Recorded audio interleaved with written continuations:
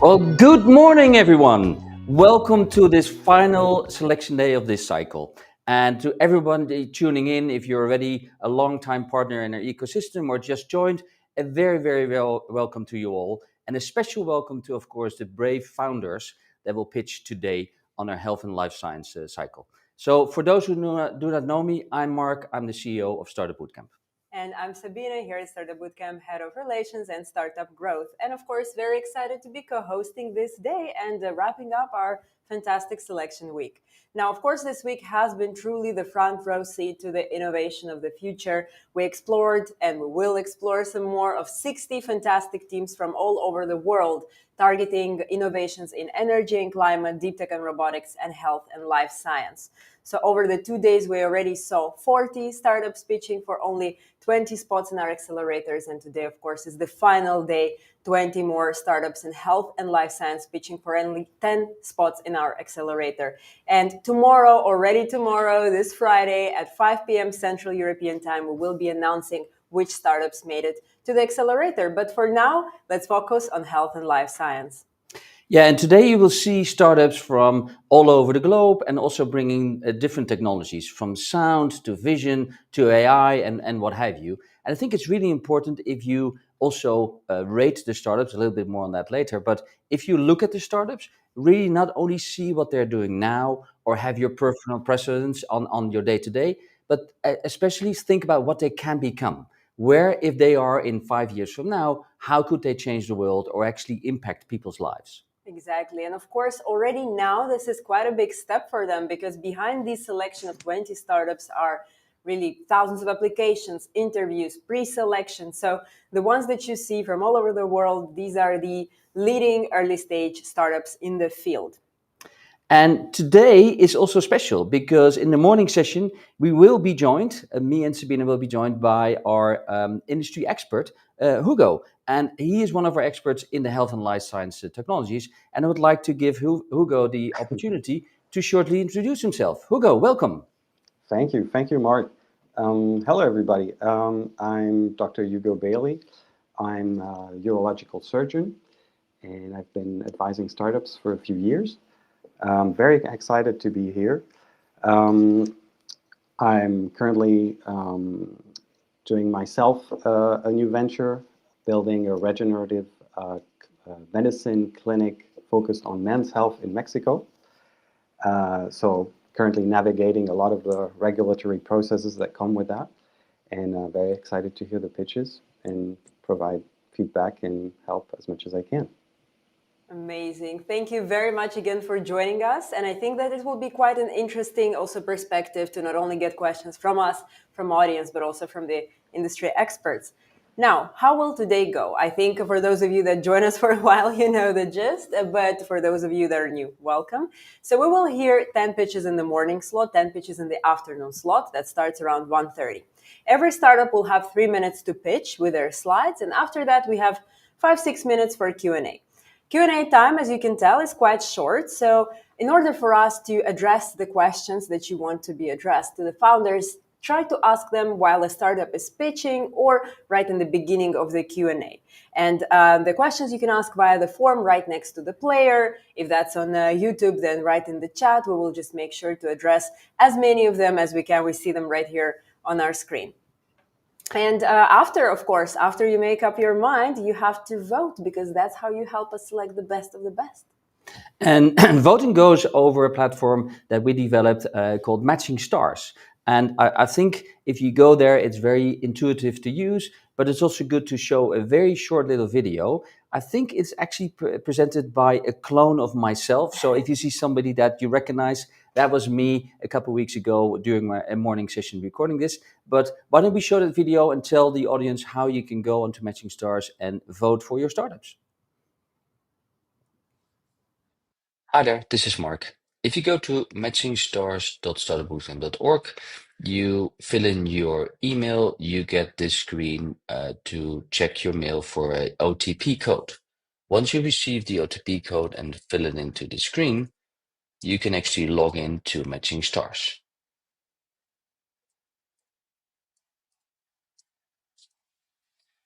This will bring you to the main screen of the selection days. Now here you can see the profiles of the startups that will be pitching, and they appear in the order of appearance. So the first one that will be pitching is ErgoRisk, the second one is going to be Remoda.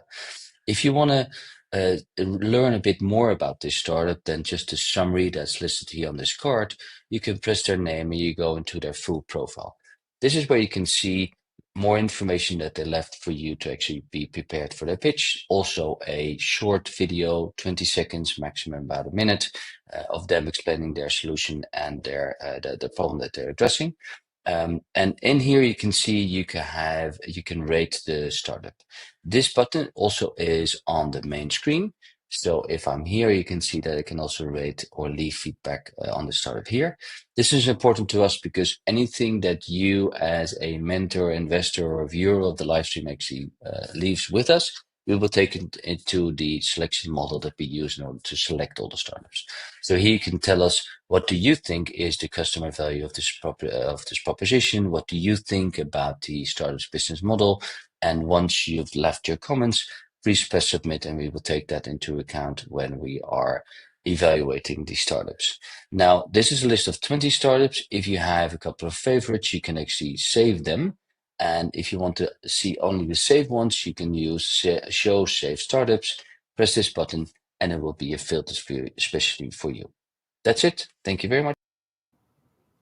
Well, so I think that was super clear. But again, if you have any technical issues, then feel free to drop that question into the form right next to the player, and the team will be there to help. And you can always scan the QR code that should be somewhere on the screen to log into Matching Stars and actually get access to the platform. Well, I think with that, we're ready. So who is the first startup that we will bring onto our virtual stage? So we're kicking this off with a startup all the way from Spain. As we know, around 90% of people with obesity want to lose weight, but traditional methods have a success rate of less than 1%. So this next startup is here to completely reimagine the patient's journey. So let's give a huge welcome to Lumina Salud. Hello, hello. Hello. Thank you. Thank you so much for the introduction. Should we jump straight to the pitch? Let's do it. We have your slides on the screen and you have 3 minutes starting now. Good luck. Perfect. So, as you have said, Lumina is treating the obesity problem. You know that it's a huge problem worldwide, and a lot of people that are obese want to lose weight, but very few succeed. And this is mainly because it's a very complicated condition that it can be slightly overlooked in the current healthcare system. What we are doing is we leverage the benefits of the famous GLP-1 weight loss drugs by providing follow-up and a very personalized weight loss plan through our professional clinical team that helps the patients understand what is the root cause of their obesity and then deliver a lifestyle changing program. And we do that through our telemedicine platform, where we can have teleconsultations with our patients and also provide prescriptions to them all through our app, and they can be from the comfort of their home. And we have actually proven that with our program, our patients are losing more weight than in the clinical trials from these drugs. And this is mainly because we understand deeply what is the problem of each patient. Because it can be very different, it can be food anxiety, lack of structure in the diet, etc. And with that, we deliver a specific clinical protocol designed to help them change their lifestyle and take all the benefits from the weight loss drug and maintain the weight loss for as long as possible. We do that through a monthly consultation, which costs 53 euros a month. And we work with doctors from all over Spain. And we obviously, through our telemedicine platform, we can reach patients from all over Spain, which is the first country that we have launched in, where we have more than 7 million people that are obese. And we have actually actually in the first months of launching reach about 60K ARR, and actually a lot of growth from our referral programs. So patients are really loving it and are really feeling the difference. Luckily, we have our own telemedicine platform, so that's also built to grow in other countries. And this is our founding team, so with medical expertise, tech expertise also, and experience from the pharma industry. So that's all from my side. Hope I could help the 3 minutes. Thank you very much. Yeah, that was quite a perfect timing, actually. It Sorry. was. Hugo, can I ask you to take the mic, so to say, and raise your questions? Sure. So first off, Arnaud, I think that's an absolute great idea. I think there's this mania for GLP-1 use now that they've loosened up the regulation and the prescribing limitation. Any GP can now prescribe a GLP-1, and I 100% agree with you. I don't think everybody has the skill and the knowledge to really guide someone through this obesity fight journey. So I think that's a great initiative. My question is, how do you create trust in your platform? How do you create trust and attention? Because since everybody's now going for this gold rush of GLP-1, everybody wants the quick fix. You're providing a more balanced, a more stepwise approach. What's your strategy to attract those patients that otherwise we would just want the drug and go home? Yeah, so actually it's a bit twofold. We put in our marketing communications, we put a lot of focus on who is the team behind. So we have all our consultations are with doctors like endocrinologists. So we are not having consultations with health coaches that are not really trained and experienced. So firstly, we build the credibility with the professionals that we work with. And secondly, most of our growth is actually from our referral program. And that is really the best marketing that we could have, mainly because the patients that are with us are seeing very good results. So it's actually, I mean, people ask them, how have you been able to lose this weight, etc. And then they actually talk about our solution. So we have a very successful referral program, which is also built on the trust and the success that the actual patients are having with our program. Very good. Thank you. My next question would be, so in Europe particularly, there's these big platform, Doctolib, for example, is one. Are you planning to stand alone and keep growing on your own, or do you plan to try and collaborate with those platforms? And if so, do you have an IP strategy? So is your obesity management program something you plan on patenting or getting an MDR, so a medical device regulation approval for? Yeah, actually, so we have our own platform where we not only do the consultations, but patients can do the booking. We also upload all the learning material that the patients use to support them in the lifestyle change, and it's built mainly for our use case. And on top of that, there is also a clinical side where the doctors can write the notes. There is built-in questionnaires that pre-fill the doctor's notes, so then the doctors can have a much more efficient consultation. So we are actually very happy with our platform is one of our biggest assets. Yeah. So we don't see any need to collaborate with existing telemedicine players. And actually, our telemedicine platform is built for scale. So if we want to say now we want to go to another market, it's very easy for us to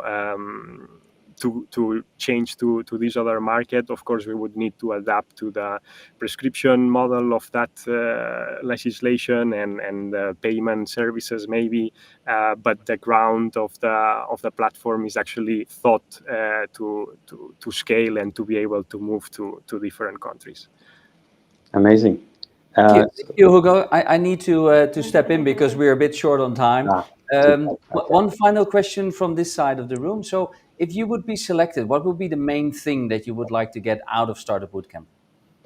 Yeah, so first of all, I think it would be the mentorship, but mainly what we are looking for is to grow our network, not only within the investor network to be able to raise another round, but a network from other startups, other founders, to be able to learn from them and also share our learnings. I think that's very valuable. All right. Well, we have plenty of mentors you could choose from, so that's okay. All right. Thank you, and best of luck in the next room. Thank you. Thank you.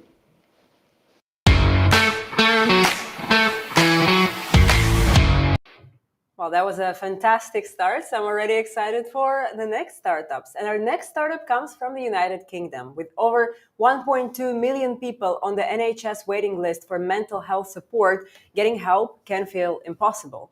Now, the following startup is ready to fix that. And let's welcome CalmSpire. Hello, hello. Hi, how are you? Excited to pitch?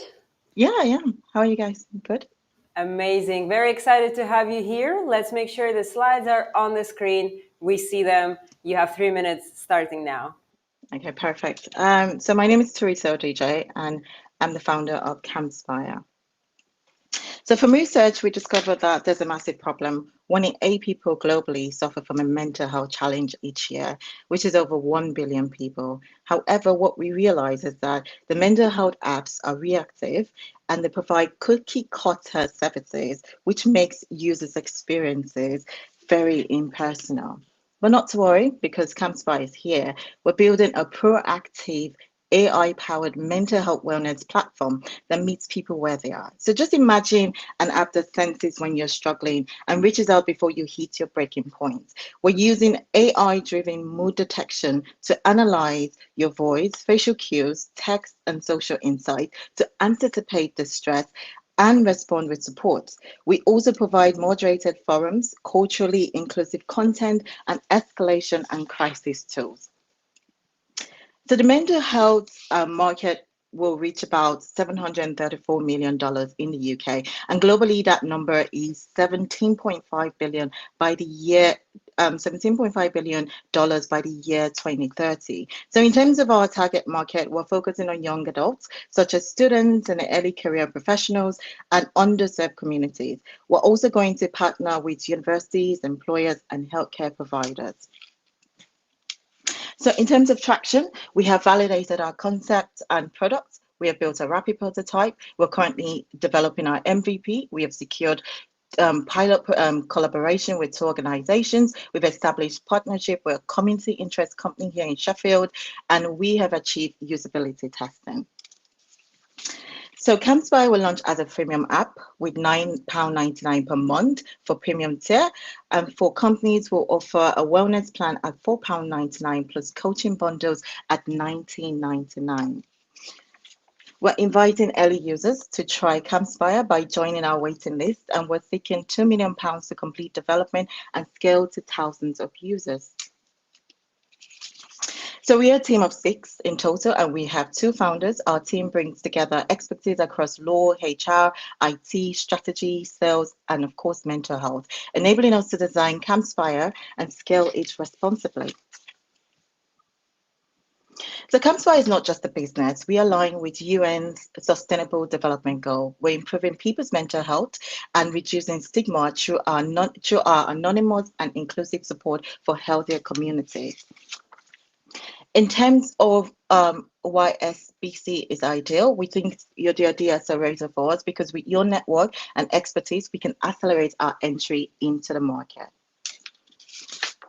I would like to conclude by saying mental well-being is a universal need, and CalmSpire's time has come. With your support, we can bring well-being for every language of the mind to millions. Thank you. Well, thank you so much, Teresa, for your pitch. And when I did my preparation this morning, I also saw your pitch on matching stars, and actually it gave me a very calm vibe. So I think what you're trying to do is actually working already over the video. With Oh, that that's being good. said, yeah. With that being said, Hugo, please take the floor for your questions. Yes. Hello, Teresa. Hi, So, yeah, I 100% agree with you. I think you've identified a massive issue, mental health being absolutely underserved. I don't know specifically for the UK, but I think that's a global problem from what I could tell. And my first question is: there's a lot of apps and that exist already in this field. How does your differ from what's already out there? I'll say the differentiator would be the fact that we are more proactive. So we're not waiting for users to get to a point where they're distressed to log into the app. Well, what we're doing is we're collecting data with their permission, obviously, with their explicit consent. We're collecting data. For example, if a user hasn't logged in for a long time, or if we're collecting like phone sensors or text analysis or social analysis with their permission, we're collecting those data and we're sort of analyzing those patterns to see how our users are feeling. So if for example, during onboarding, a user had said they're suffering from insomnia, right? We're not, first of all, I want to clear up, we're not a diagnostic tool. They're suffering from insomnia. What we do is we're providing support, so intervention that will align with that insomnia. So if we have analyzed that that user has not been sleeping, so we're not trying to be creepy here, we're just trying to be supportive. So once we analyze those data, then we send a prompt to the user to say, hey, would you like to check in? And this is also being a proactive tool instead of reactive. And that way we wouldn't have users just dropping off our platform. Okay, so you're not looking to be a medical device, you're looking to be a wellness and support tool from wellness tool, yes. All right. Now, my next question is, so do you have GDPR compliance built into the platform from the start? Yes. For that, okay. Okay. Yes, we are currently a data processor, and we fall under the special category, even if we're not a medical device, because it still falls under mental health. So we are compliant in that way. Okay. We heard about the word AI-driven in your pitch. My question is, do you have your own model? How is it evidence-based? How do you have a framework that you can get an IP for? How does AI integrate in your approach?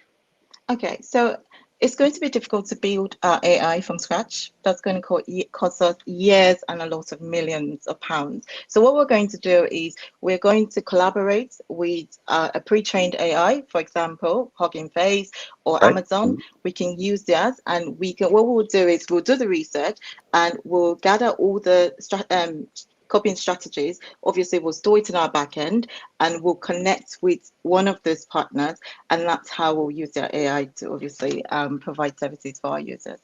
Okay, understood. Understood. All right, maybe I can. I'm good. Yep. Maybe I can chip in here, Hugo. Also to the listeners and viewers, please feel free to keep those questions coming. I think we are with a couple of tens of people already watching, so the question hour is open, I would say. So fill them in on the form to make sure that we can relay them to the audience here.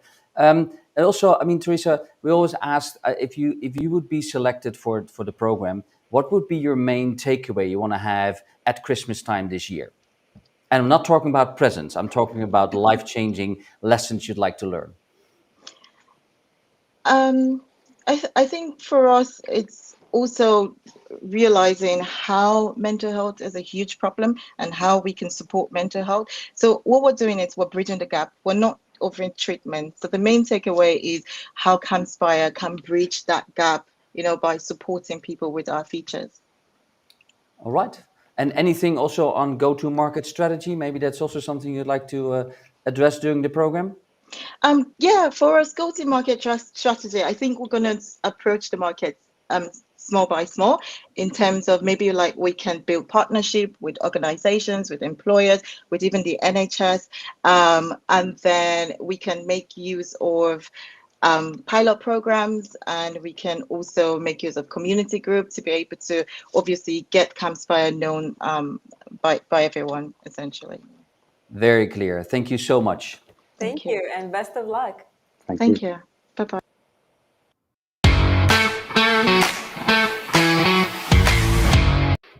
Moving to the next startup, and again, a good reminder, you can ask questions through the form right next to the player, and ideally ask them early while we listen to the pitch, or maybe just before the first questions, because then we can really make sure we can pass them on. So for over 1 billion people worldwide, a migraine isn't just a headache. It's really a debilitating condition, and current treatments often come with unwanted side effects. Now, this team believes that there is a better and non-invasive way. So let's welcome all the way from the UK, Zenna. Hello. Hi, Mark. Hi, Sabrina. Hi, Hugo. Good to meet you guys. Hello, hello. Welcome. Very excited to have you here. Let's make sure your slides are on the screen. We have them on, and you have 3 minutes starting now. Great. We're Zenna. We are sound therapy for migraine. So you have headache, you open the app, listen to the personalized brainwave sound, your headache just goes away.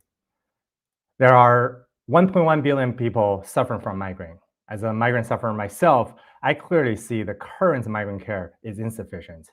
Mainstream solution being drug, full of side effects, and the process of getting to the right treatment is extremely complex in our healthcare system. GP, referral to specialists, long waiting time while we are still suffering from the pain. In this 11 billion market, 50% of migraine patients are undiagnosed, who on average waited for 4 years before seeing a GP and another 18 months to see a neurologist. That's why a self-treatment solution that's effective, easy to access, will be a perfect fit for this segment. It also fits into the UN SDG3 mission. Zenna is a personalized sound app for migraine relief. Born out of an IP spin-out from a 29-year-old neuroscience research institute, the core technology is a method of generating sequence of sounds to modulate brainwave activity, targeting at migraine relief. So sound sequence is personalized for individual based on your own symptom, and our approach is validated. We have achieved 85% of improvement rates over 5,000 patients in public hospital.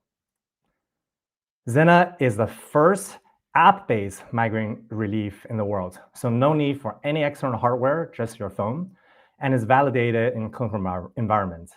We launched our app as a D2C wellness for now, but in the long term, we're excited to explore opportunity with a healthcare provider such as national insurance reimbursement. 2 months into our launch, we have achieved 800 users with a 0 marketing budget. We also learned what's working. After testing several different growth strategies, we found a growth hack that gave us 4x growth in 1 week. Here's our team. I'm the CEO, migraine sufferer myself.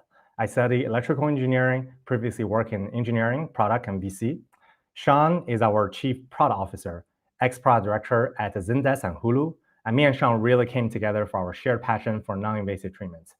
Our IP partner, Huicheng, will continue to support the neuroscience behind and give us the latest advancement of their science. And also we have a Dr. Guru Khan from NHS to support our apps to make sure the solution is safe for patients. So currently we are raising 150K for our pre-seed round with the possibility to open up to 500,000 investors. So join our journey to reimagine future migraine care. Scan the code to schedule a call with me. Thank you so much for the clear pitch, and also when you said 150 million, we like that those let's say targets a little bit down the line. Hugo, the floor is yours. Yes. So Mark, for this one, I need half an hour at least. Okay, you No. don't have it, but go. No, just joking. Yeah, a very impressive team, very impressive pitch. I think you're tapping into something where there's massive demand. I'm not surprised that you got all this engagement from the start. Yeah, my first question is about the trial. You ran this trial in China. Is that done stealth, or are you going to publish the evidence, or? So far, so the structured trial is done by a public hospital in China. Unfortunately, we don't have the direct access to the raw data, but I guess the conclusion. To overcome that difficulty, we actually plan to work with like universities and hospitals in the UK, so that we have direct control.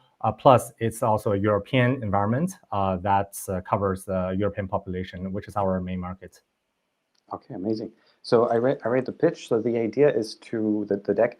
The idea is to start as a wellness app and then move step by step to get MDR approval. So you're looking probably for Class 2A, I guess, medical device license? Yeah, Class 2A with the possibility of Class 1 as well. We're still working on the detail, what makes sense, what claim that give us the, I guess, the trade-off between the time and the investment versus the access to market. Okay. And you're using mainly binaural beats, for which there is already a proof of concept, from what I could tell. My question is, do you plan on personalizing the sounds to the user? Is it Correct. something that's, yeah, go ahead. Sorry, yeah, I guess your question is how does the sound work, right? You mentioned binaural beats. That's a really tiny bit of our sound portfolio. Right. And is it personalized? The first question, yes. User journey will be, they start with registration, tell us what their symptoms are. So we learn about, is there a head injury, where's the type, location of the pain. And then the sound itself is dynamically generated for your own. And the sound itself, I cannot kind of tell you more detail. Happy to kind of share more once we have NDA. But the idea is portfolio sounds, layer by layer. So layer up to 9 layers. So there could be kind of millions of options, but all based on your personal situation. And binaural beats is definitely one technology. Also, singing bowl, white noise, depending on kind of the symptom. Every sound is not coming out of nowhere. It's based on existing published paper, but the team tested it, validated it to prove what's the best practice of what's working for migraine patients. Amazing. And do you plan on having IP on that? Is this going to be an algorithm that you run to adapt the sound to which patients? Right. Software, I don't believe, I guess a patent is the most effective way to protect IP. But so far, we already have a really solid research outcome. The tech we leveraging, the IP already spun out. Moving forward, we also want to build the second layer moat on data. As you know, the idea is that the more patients using the app, the more we know about the patients, the more precise we become.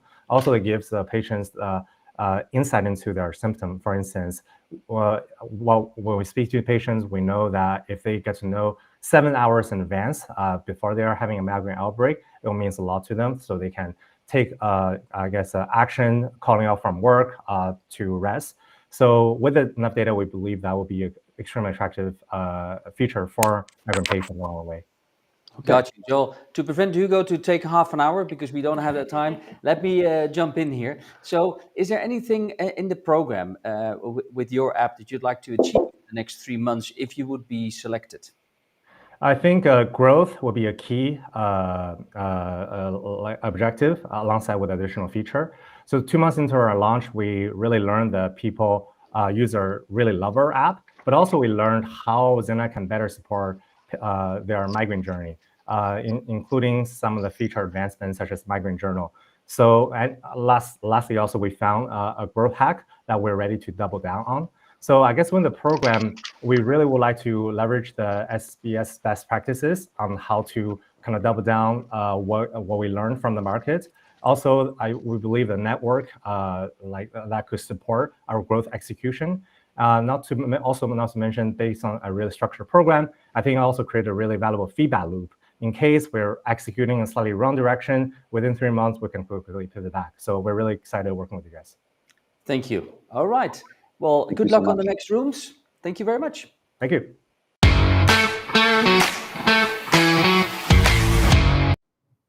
We know that unhealthy habits are costing businesses billions at this point in lost productivity and insurance premiums, yet companies often lack the tools to see the problem before it's too late. Now, the following startup is here to change that, and let's welcome on stage Thea. Hi there, how are you, Coffee? I'm fine, how are you? Thank you for inviting me to participate in this amazing opportunity. Well, we're really excited to have you here. Let's make sure your slides are on the screen. You need to share them, I think. Yeah, can you see them? Let's have a look. Yes, just make sure to swipe from our screen to the screen of the slides. Can you share see again, them? and then not yet. You have to share again, and then you have to swipe to the slides. Let's give it another try. Okay. And in the meantime, reminder to the audience, don't forget, after you listen to the startup, also to vote for your favorites on Matching Stars. Okay, now just make sure to...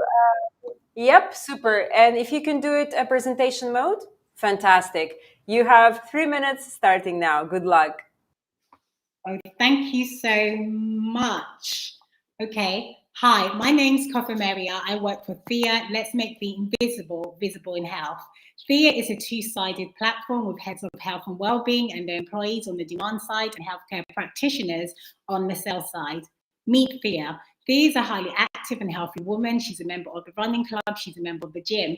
However, there's something wrong with this picture. Thea consumes copious amounts of highly processed food, which is storing up problems for Thea in the future.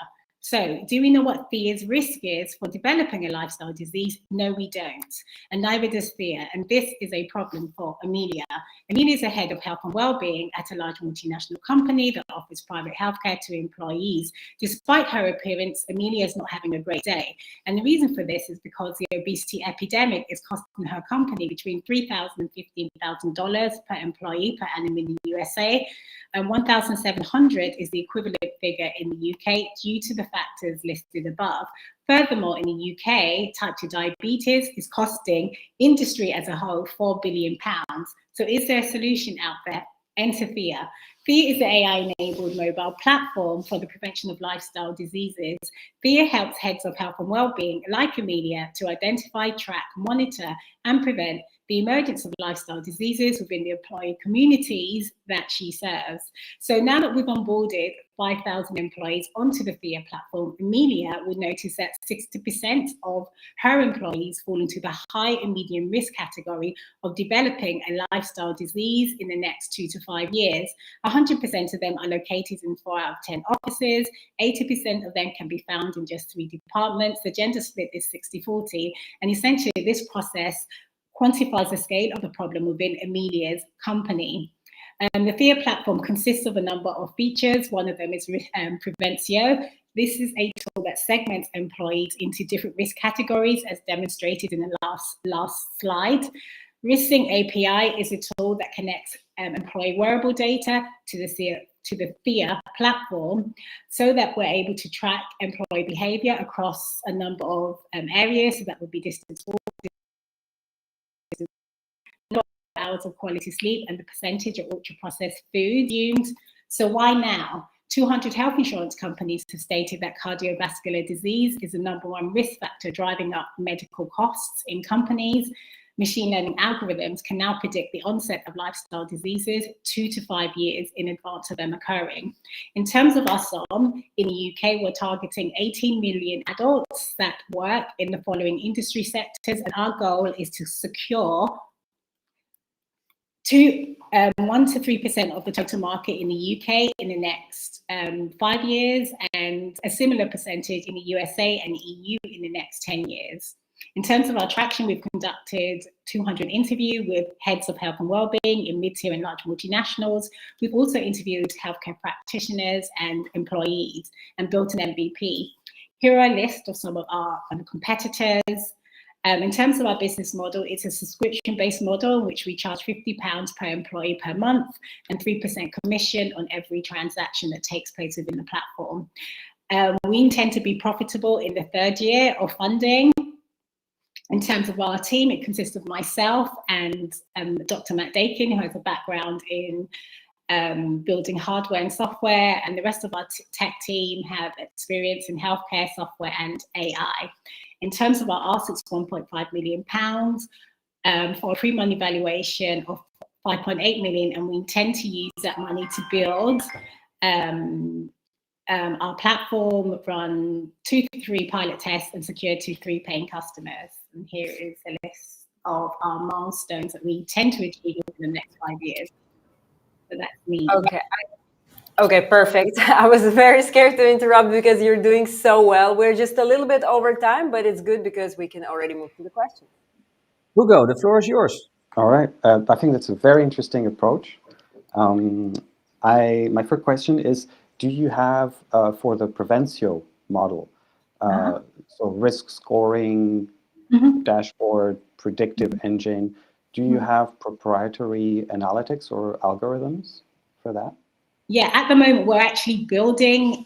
We hired a tech team maybe 2 months ago, and they finished building Prevencio, and we're starting to build Data Hub Pro at the moment. So the answer is yes, we'll have it probably by the end of this year. We'll have those features, all those features in place. So my next question is a bit more loaded. Employee health profiling. You're sitting a bit between the employer and the employee. How do you reconcile your position, because you're a bit in the middle of, let's say, incentives that don't really align, right? As an HR a rep or HR director, I'm tempted to, like for profitable reason, to squeeze out the people that score higher on your risk predicting model. Yeah, you're absolutely right. And essentially what we decided to do is to ensure that employees have data sovereignty over their data. And essentially what that means is they cannot decide who actually sees their results, so their risk score. The only thing that heads of health and wellbeing will see is information in percentage terms. So if a company, all employees decide not to share their information, they will only see in percentage terms that in office A, 40% of employees have a high, medium risk, but they won't know who they are exactly. Okay. I think that works well for larger corporations, but a smaller structure might be more easily to see through the anonymity.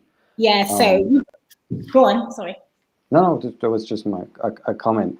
But my next question would be, how do you prove impact? So are you looking to run trials, or are there going to be more HR metrics, what you're looking for? Yeah. So in terms of proving impact, once we've basically stated the total, the risk scores of employees when we entire organization. The next thing is we will track employee behavior over, say, 6, 12, 18 months. And essentially the way in which we will measure impact is a fall in the number of employees. So the way in which we're doing it is we're basically looking at these performance as average, above average, or below. So in advance, they will know what we consider to be average outperformance and below average performance.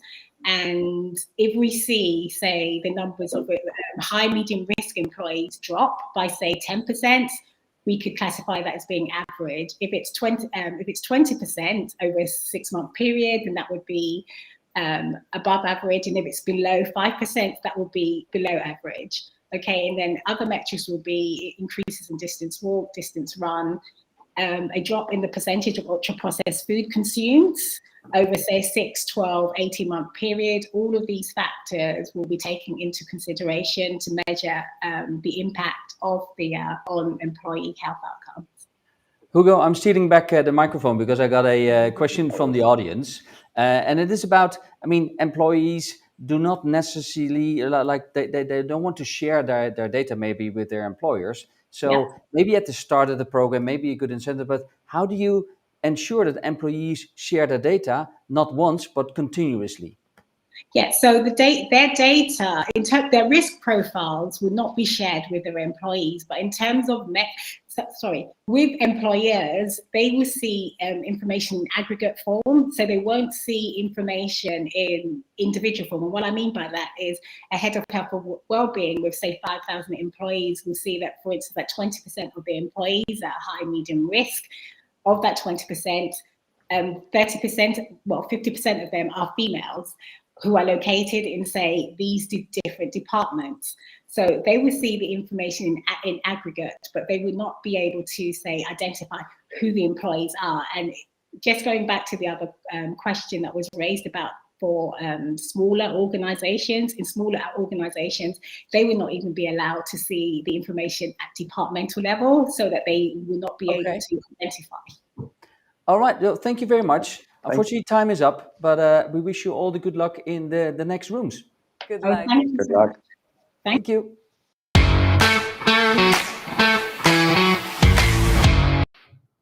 We're now going back home to meet a Dutch startup, actually. So with the healthcare workers burning out, the hospitals are at near full capacity.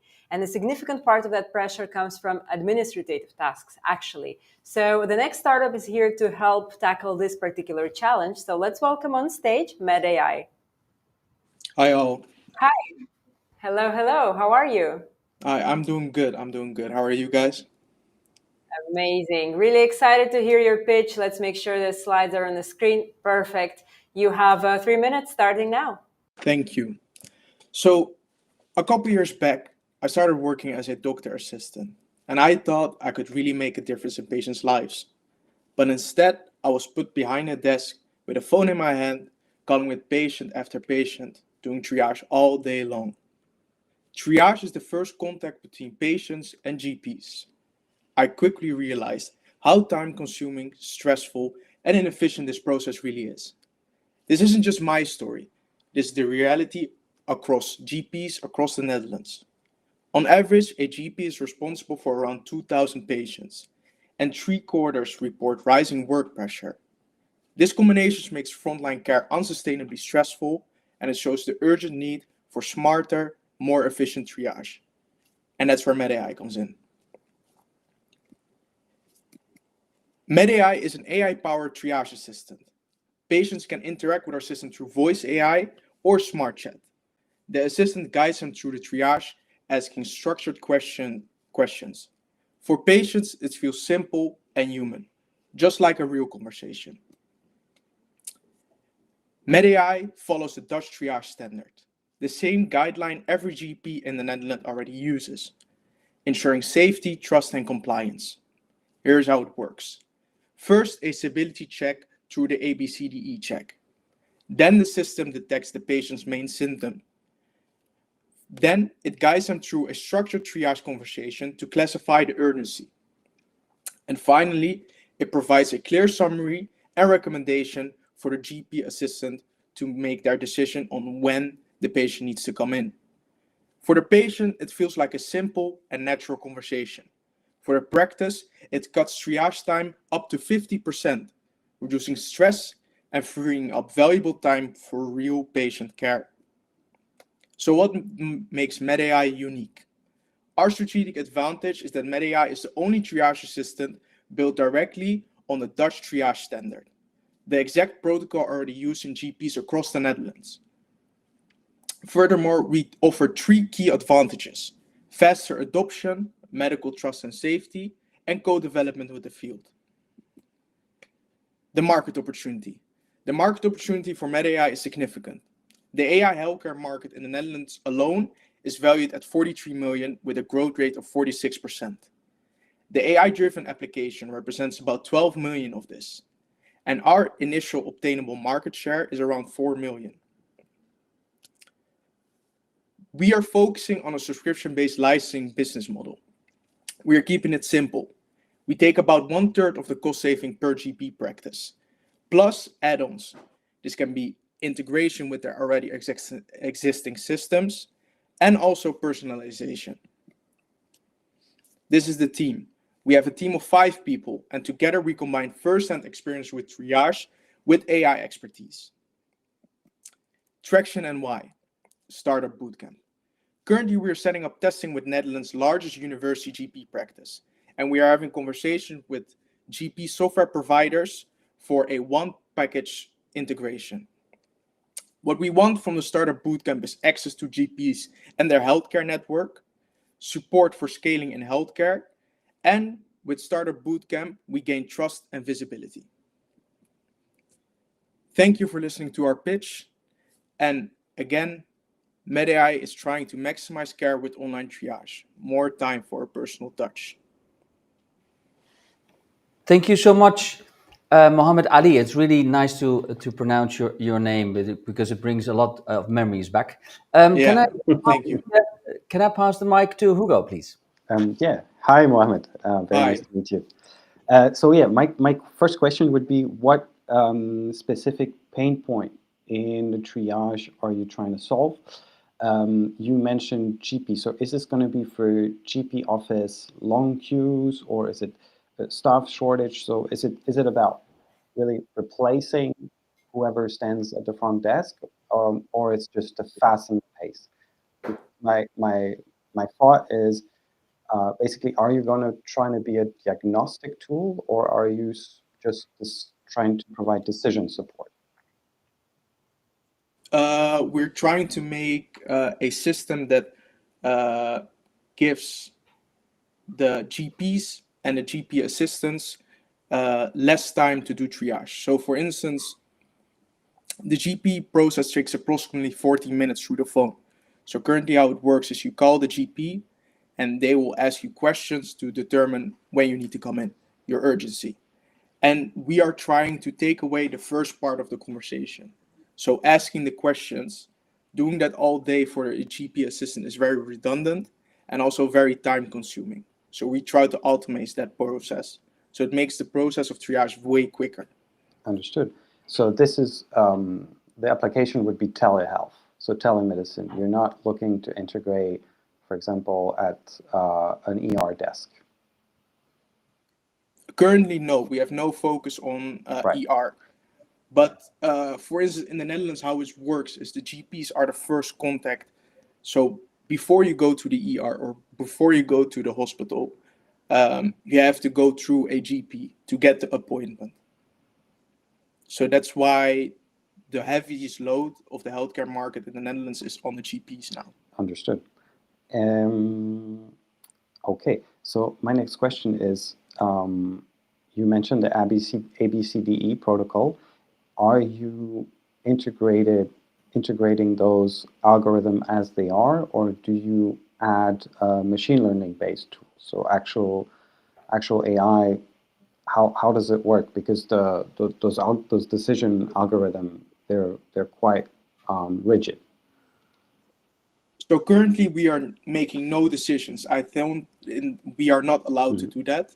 So what our system does, the ABCDE check is just a check to see if you can answer the following questions, if you're in a well mental state, if you're still alive, those kind of questions.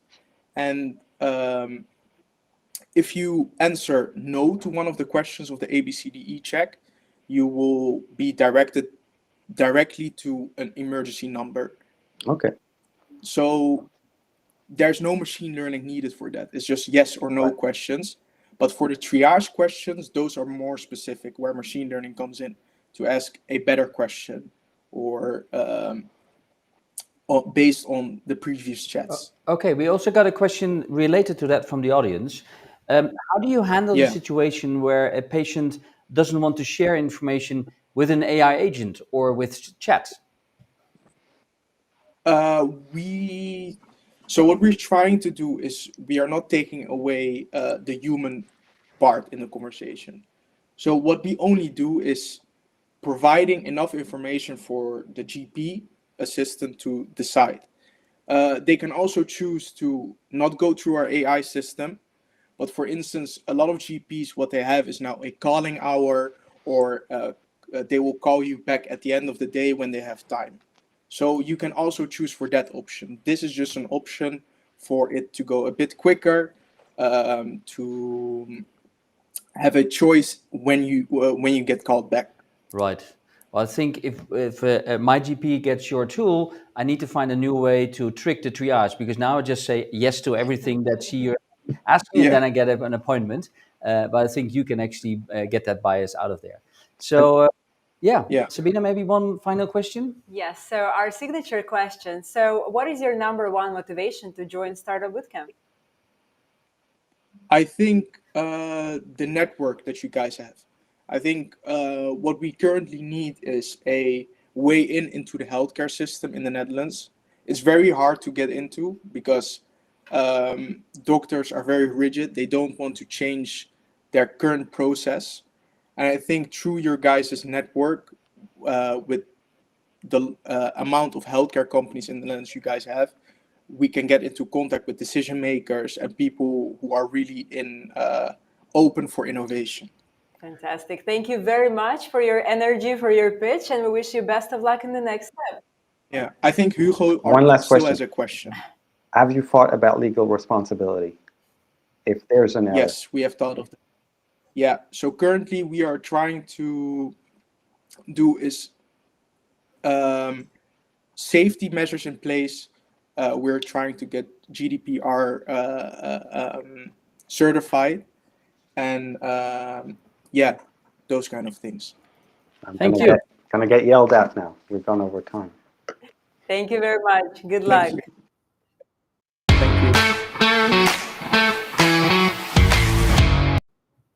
For our next pitch, we're heading to Poland. And we know that in the humanitarian sector, up to 50% of funds can be lost to administration and overhead costs, meaning less impact on the ground. And the next startup is here to challenge exactly that. Let's welcome on stage Humanity Badge. Hello. Hello, everyone. Nice to meet you. Well, we're nice to meet you, and we're very happy to have you with us. Let's make sure your slides are on the screen. They are. You have 3 minutes starting now. Good luck. Okay, thank you. Thank you so much.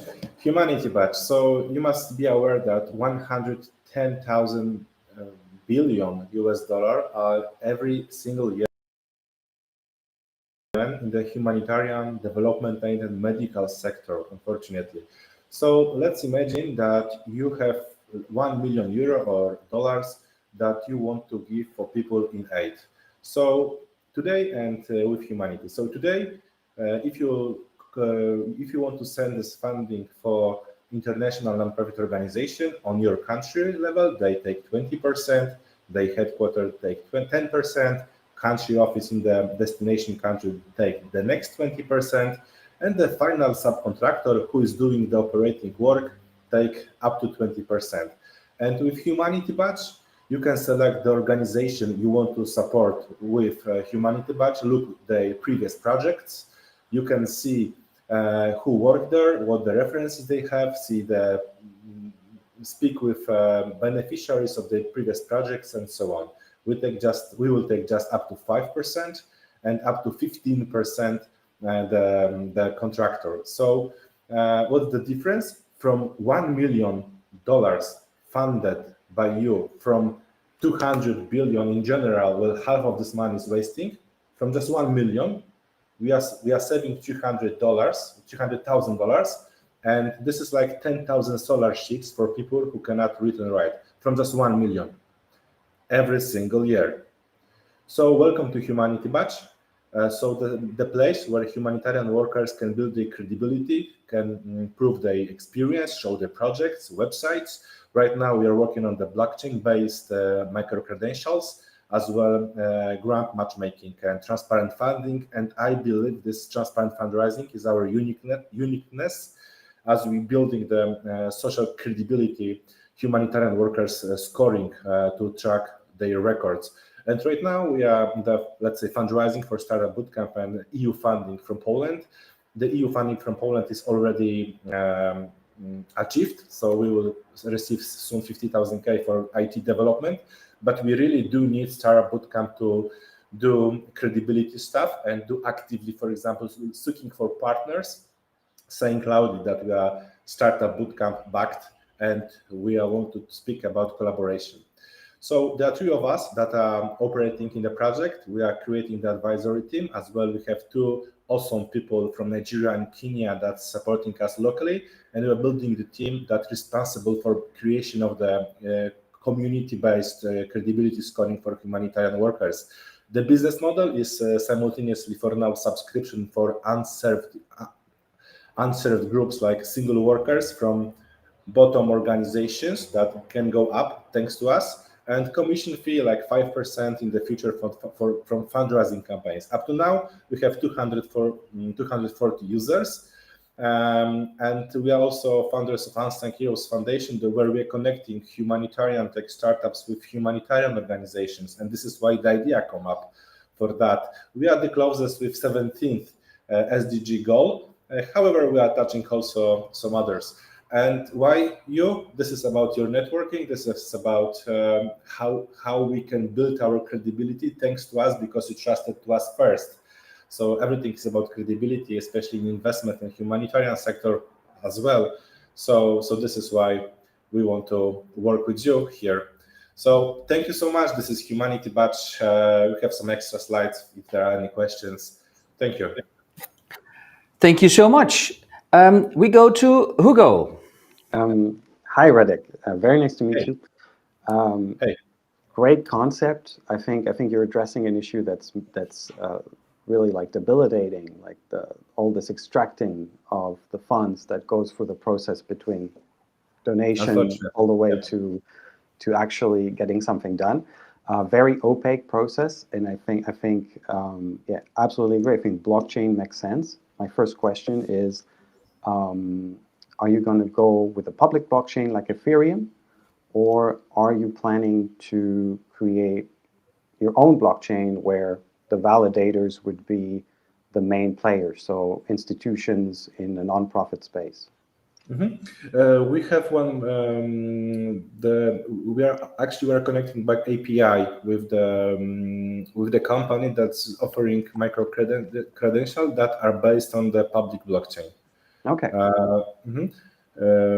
But okay, it's like mind blind in this moment. But okay, so I cannot tell you the brand. What's but it costs like $1,000 a year to have API connected with them and issuing our certificates based on the credit scoring from our experts.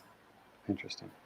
And so, as in the example, as a nonprofit worker or head of a nonprofit, I would contact you, create a profile via your platform, and who would then be vouching for me? Who are going to be the people or the entities that I'm accountable for on your platform? Like, I guess that's my question. Who's going to be providing this credibility?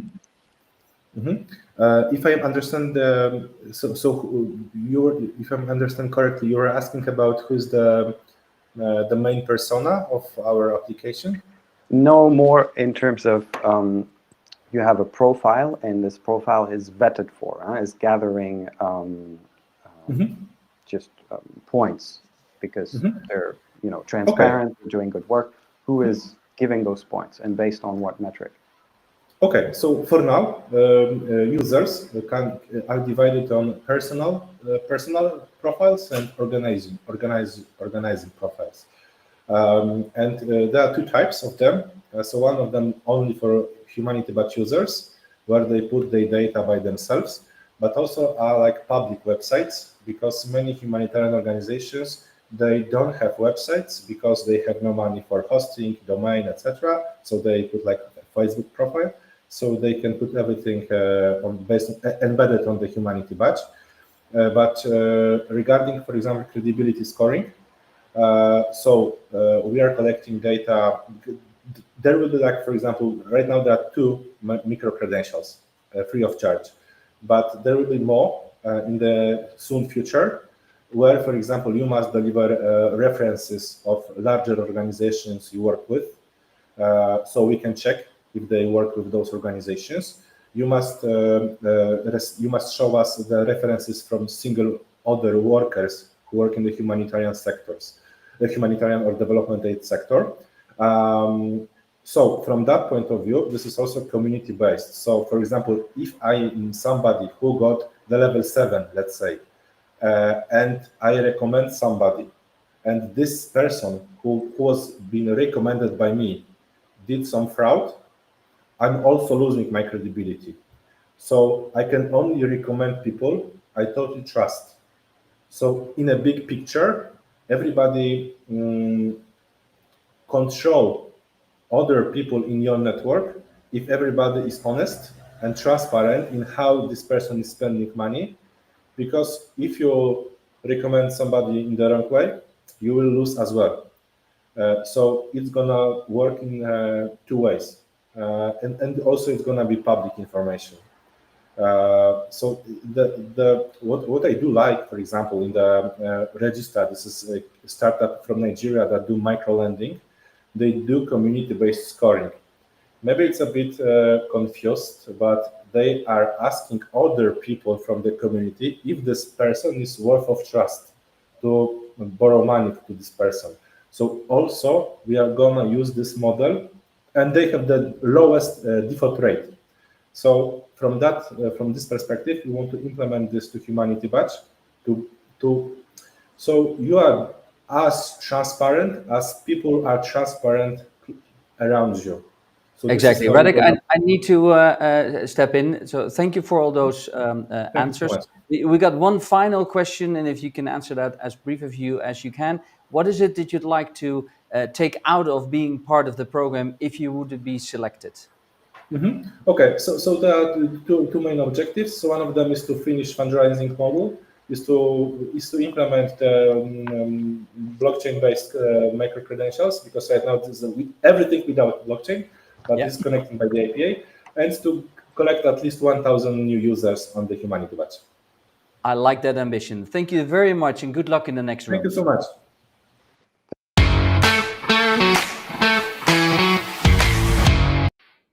Now for a pitch all the way from the United Arab Emirates. Even in our on-demand world, getting prescriptions, managing refills, seeing a doctor, it's all a slow and inconvenient process.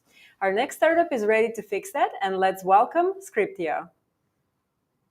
Hello, how are you? Hi, good morning. How are you? I hope you all are doing great. I'm good. Thank you so much for asking. Amazing. Well, we're excited to have you here. Let's make sure you have your slides on. You have them, and your 3 minutes start now. I'm excited too as well. Thank you so much. So Scripio is basically addressing the. Can you hear me?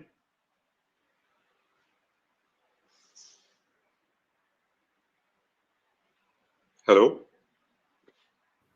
Yeah? Yeah. We can hear you loud and clear. Everything is on, so please feel free to continue. Thank you. Connection is a bit slow. I'm sorry for that. So Scripio is addressing the challenge of healthcare barriers, whether these are logistical, physical, or systemic. In order for someone to seek quality and timely healthcare, the process will take a few days, 1 or 2 days to book an appointment with a doctor. And then after maybe taking a day off from office or having to leave home to go to see the doctor, then getting the prescription and filling that from the pharmacy, the process also might take 1 or 2 hours. Adding to that also, it happens a lot that a single pharmacy will not always have the entire medications prescribed in the prescription. So again, the user will need to personally look for the missing medications in other pharmacies. So the entire process is very hard and difficult and challenging, and might take a couple of days to execute. Scripio does all of that in the background within few hours only. So the user will easily book an appointment with the physician. Then the physician will prescribe the prescription or refill the medication for the user. After that, we will handle all the process from A to Z, from until delivering the medications to the user.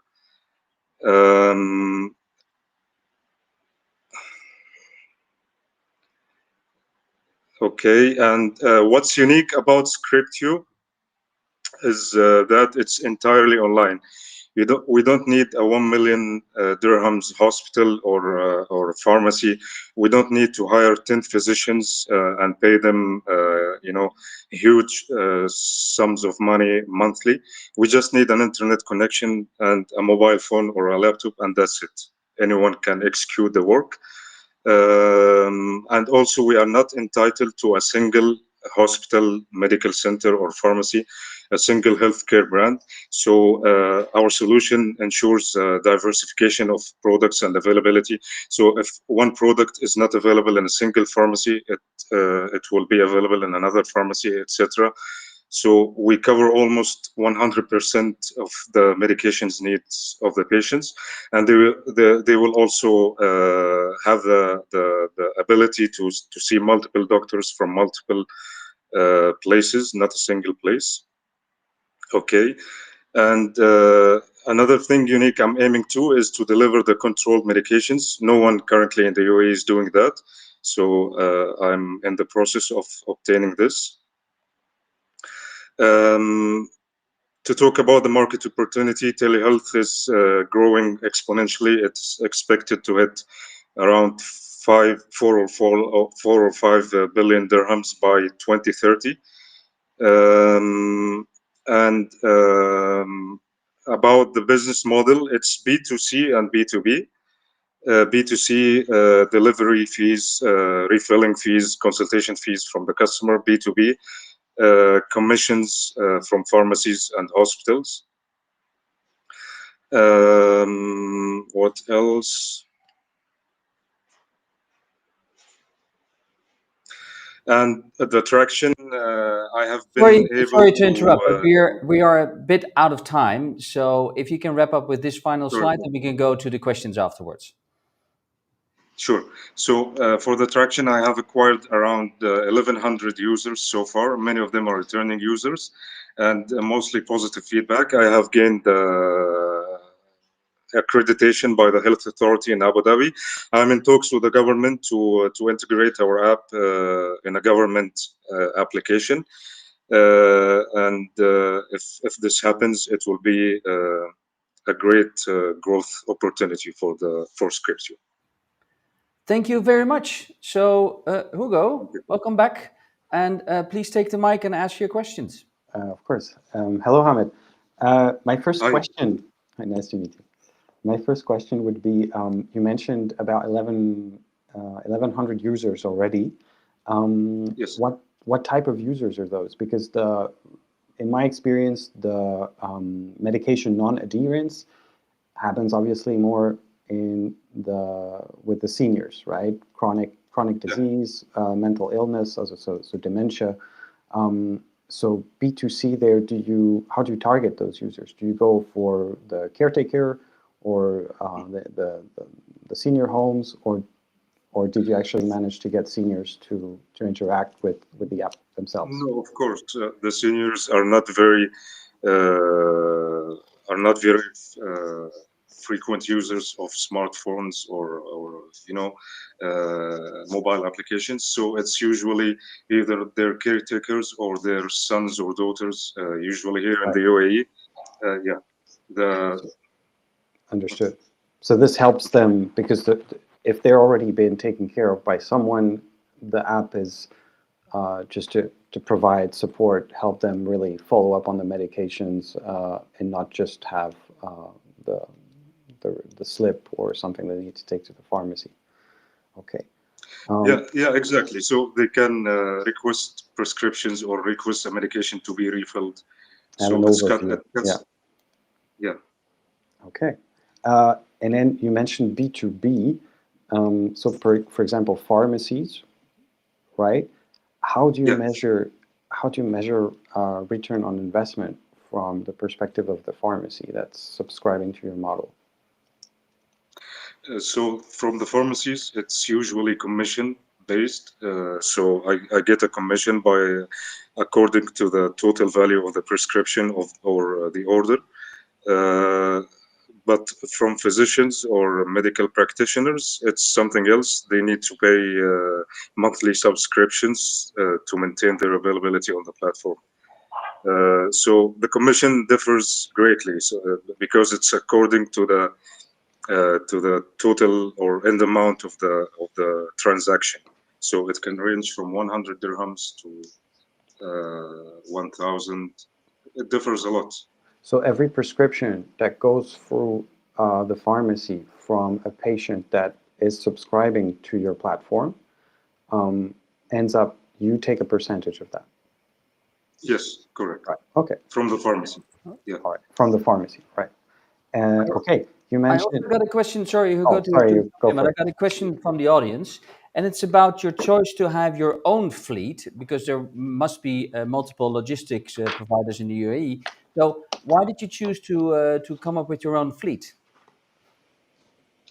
Currently, to be honest, as I don't have enough funding, so I don't have my own fleet.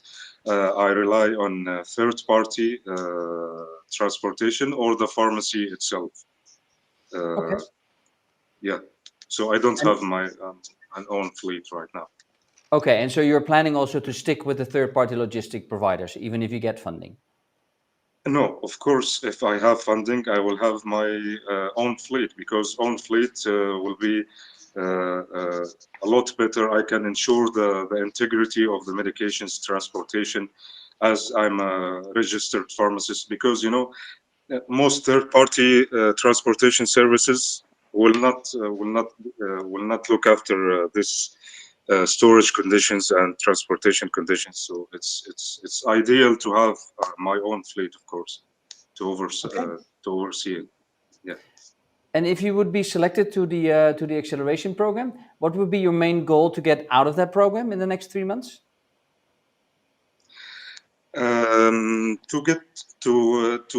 get this project more known to more people in the UAE. I aim to become the number one telehealth platform in the UAE, and maybe if I succeed, it will be in the Middle East, to become the most reliable telehealth platform in the UAE and Middle East eventually. And beyond. We like that ambition very much. Thank you very much, and best of luck. Thank you. Thank you.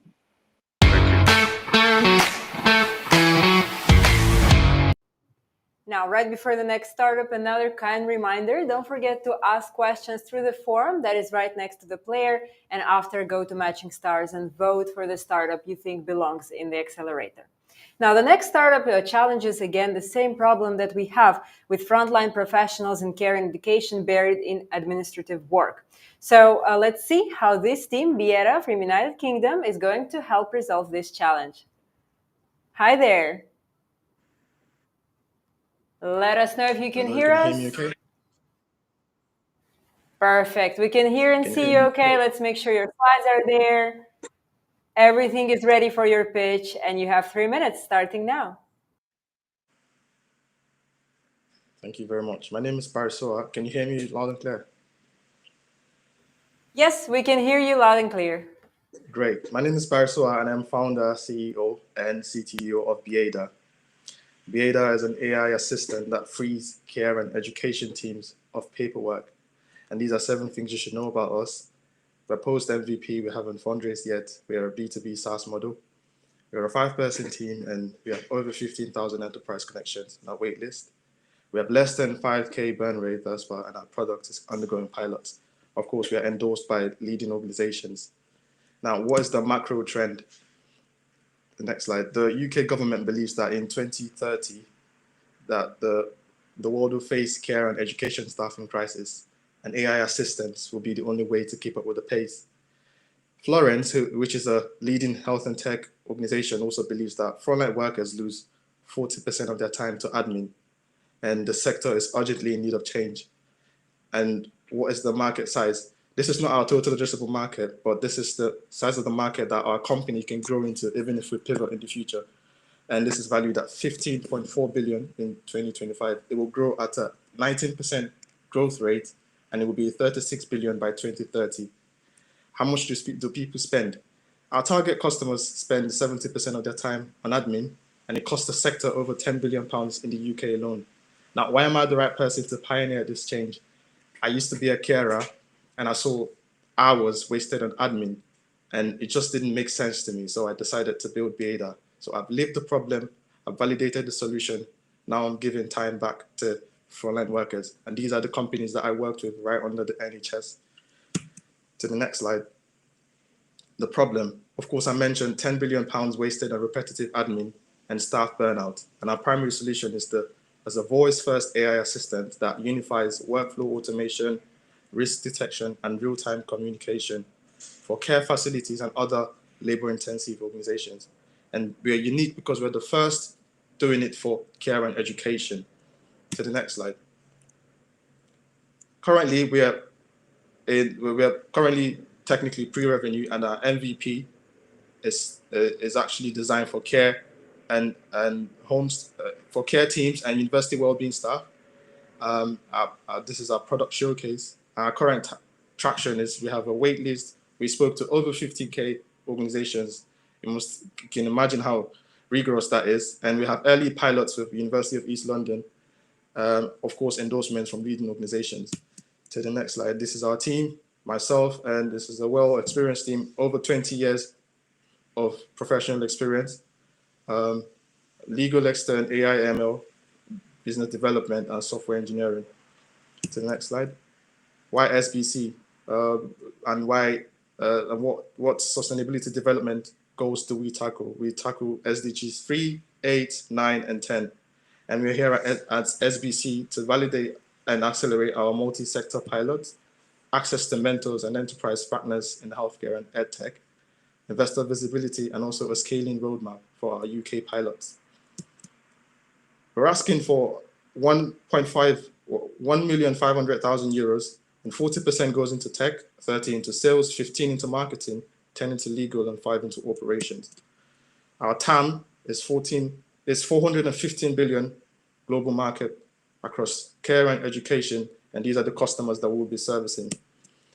Now, empower over 15,000 organizations, save 70% of frontline admin, and touch 15 million lives every day. So join us to unlock time, care, and impact. Thank you. Thank you so much. And just out of curiosity, when you said on to the next slide, did you instruct your AI agent to do that, or did you have a colleague clicking on the button for next slide? Well, I've been presenting myself. Great question. That was a mental note. We know those ones. Don't worry. Okay, thank you so much. Well, Hugo, this is yours. Hi, Barisua. Very nice to meet you. My first question would be, you're targeting a very wide market, so care, so healthcare, right? NGO and education. Is your AI tool really a one-size-fits-all product? Is it really a single product for those three sectors? Can you repeat that question again? Is your my question is your product a single product for those three sectors? That is correct. Yes, it is a single product for the three sectors. Okay. Because I'm a healthcare provider myself, for the healthcare sector, is this for actual patient care, or are you focusing only on the administrative task? For example, in a hospital setting, is this a tool for the admin branch of the hospital, or does this also apply to nurses, doctors?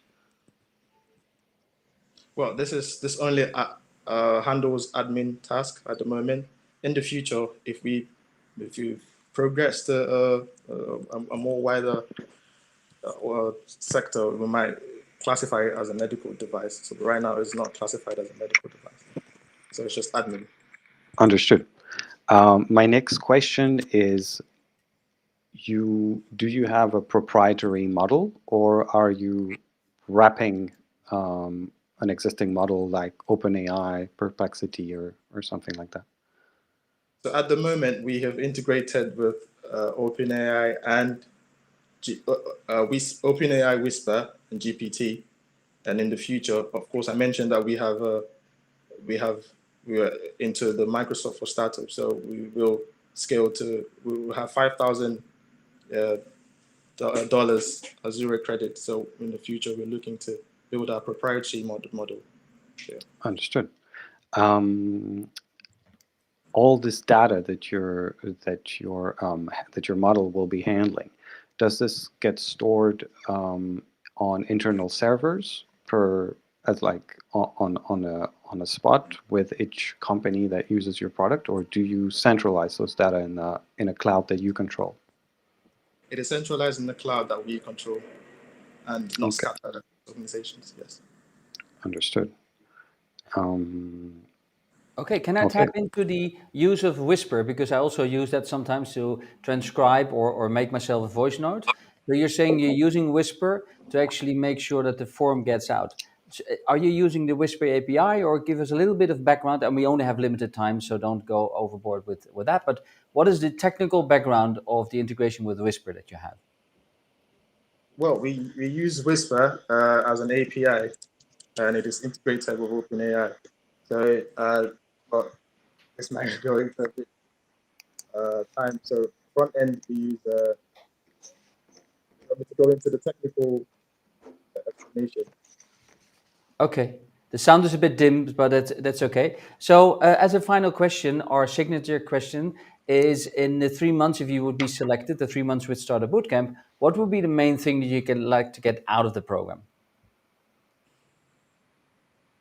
Right. We're here at SBC to accelerate growth and connect with enterprise partners, and also scale our multi-sector pilots. Very simple. All right. Well, I think, Sabina, with that? Yeah, thank you very much. And we wish you best of luck in the next room. Thank you.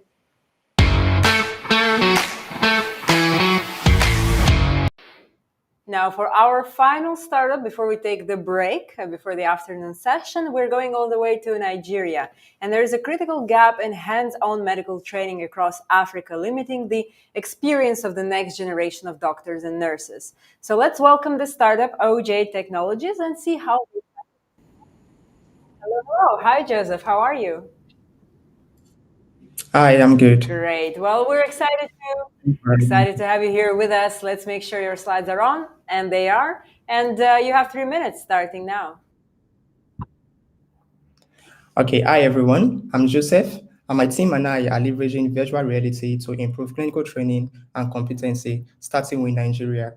And what prompted us to go into this was personal experience while we were in the university. So while we were in medical school, we normally have limited access to practical and clinical research. Mastery is far-fetched. A typical scenario, when learning human anatomy, for example, we learn human anatomy using human cadaver, and we cannot repeat the process on this cadaver in order for you to master it. And just like you can see from the picture on my slide, we are divided into a group of 30, 40 to one human cadaver. So when you have a large number of students like that in one group, a lot of people do not get involved in the process.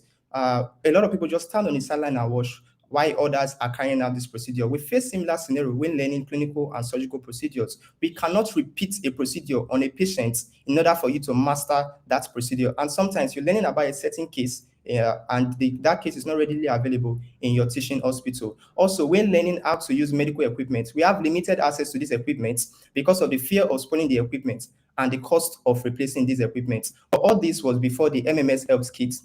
As you can see from the product picture on my slide, by leveraging 3D modeling and virtual reality and artificial intelligence, we've been able to build a virtual medical simulation solution where health professionals can master any medical procedures without a physical patient or the fear of putting the life of the patient at risk while learning. They can learn human anatomy without a physical dead body, and they can master how to use expensive medical equipment without the physical presence of this equipment. Our primary customers include health colleges and teaching hospitals, and the global virtual reality in healthcare market is projected to hit about $38.46 billion institution in 2032. We earn money by charging a yearly licensing fee to these health institutions that use our technology, and we also have a markup for the hardware setup. We received several awards, one of which include the top 10 most creative business by the CBN during the 2024 conference in Denmark. This is what our journey looks like so far. We started in May of 2022. We spent a year in R&D, and we finally launched into the market in May 2023. From there till now, we've been able to secure 19,000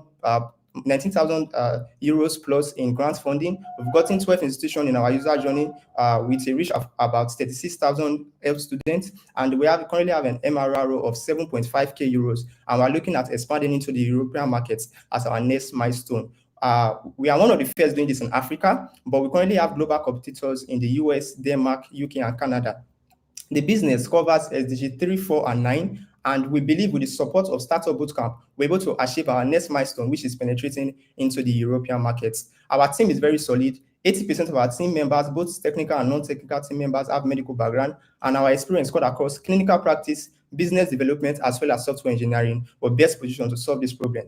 I would like to conclude by asking, do we know how many people die due to medical errors? A research published by WHO shows 2.6 million people die every year due to medical errors. That's 7,000 plus deaths every day, 297 deaths every hour due to medical errors. Another research shows medical error is the third leading cause of death in the world, following heart disease and cancer. I would like to call on the audience and the judges to prevent that brother, that sister from dying due to medical errors by joining us. Thank you.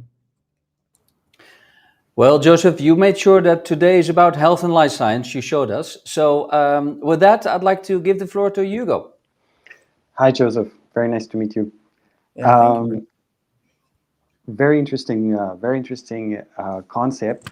My first question is, so do you develop your own training programs in-house? Yes, sir. We develop it. Yes, we develop it in-house.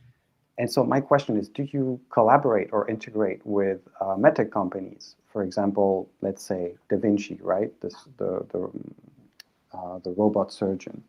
Do you plan on integrating with companies like that to develop training modules that are compatible with then low cost or lower cost devices that you can deploy? Is that the idea? Yeah, so in the future, for now, we focus on learning human anatomy and basic surgical procedures, and we're looking at collaborating, right, in the future with medical equipment for them to be able to, yeah. And this is you mostly focus on VR-based training modules. Yes, yes. Right. Okay. Understood. Did you run? Do you plan on meeting the CME, for example, CME points certifications requirements, so that yes, you can get this training recognized? Exactly, sir. Yes, sir. Okay. Yeah. And do you have any already proprietary tech, VR devices or VR software that you own or that you're developing? Okay, so for the hardware, we use Oculus Quest. So we partner with Meta for Oculus Quest, while we focus on the software, which is the VR modules. Yeah. On the software, right? Yeah. Okay. Yeah. Very interesting.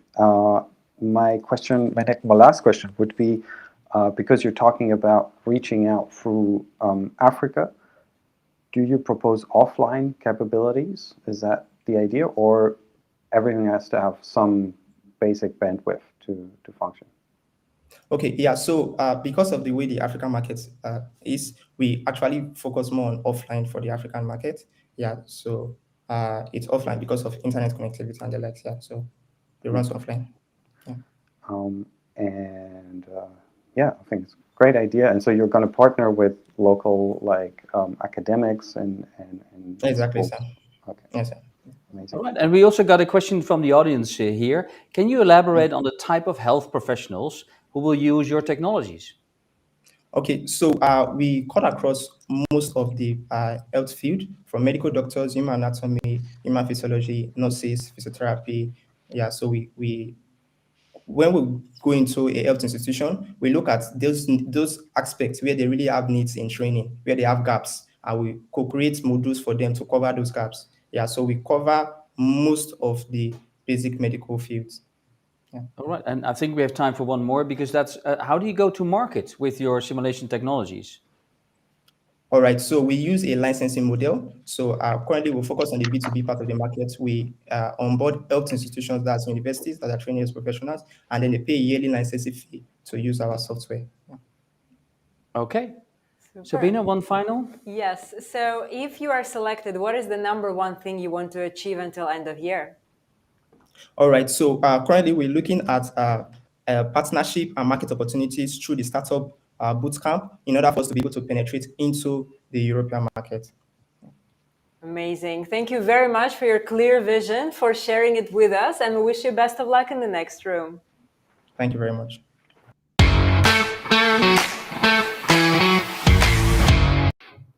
And with that, the first half is done. It actually flew by very, very quickly. We only have the afternoon session with 10 more startups left.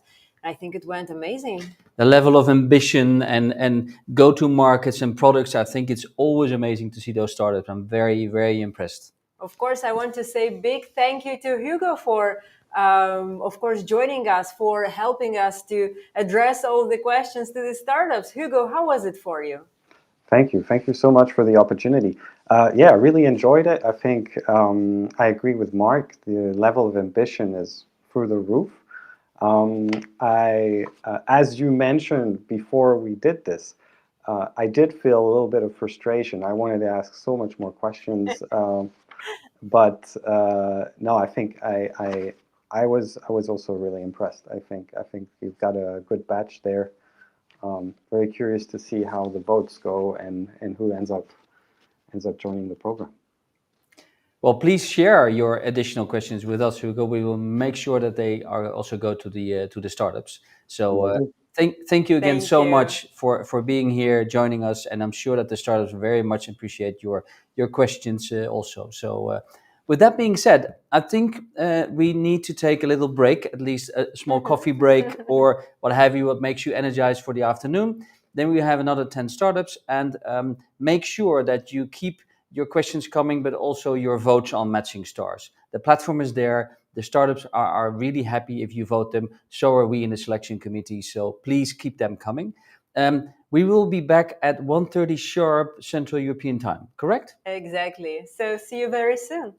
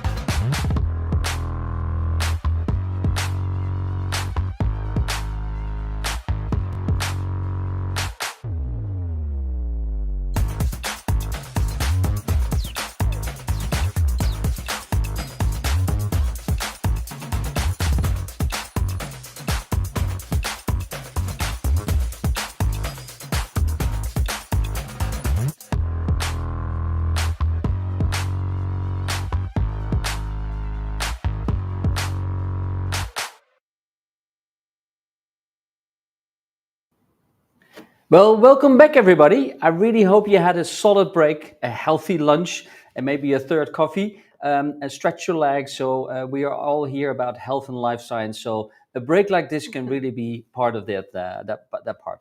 So we're here to showcase the next 10, and I'm very happy to say that the morning sessions, wow, they set the bar high. Exactly. And I mean, for us and for you now is the perfect time to go back to matching stars. So the QR code you have right on the screen, you can just simply log into the platform and vote for your favorites. We saw that over lunch. Some of you have already voted. Thank you very much for that.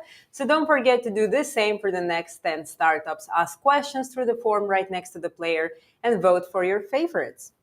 Well, I think with that, let's not spend any more time. Let's move on with the very first startup.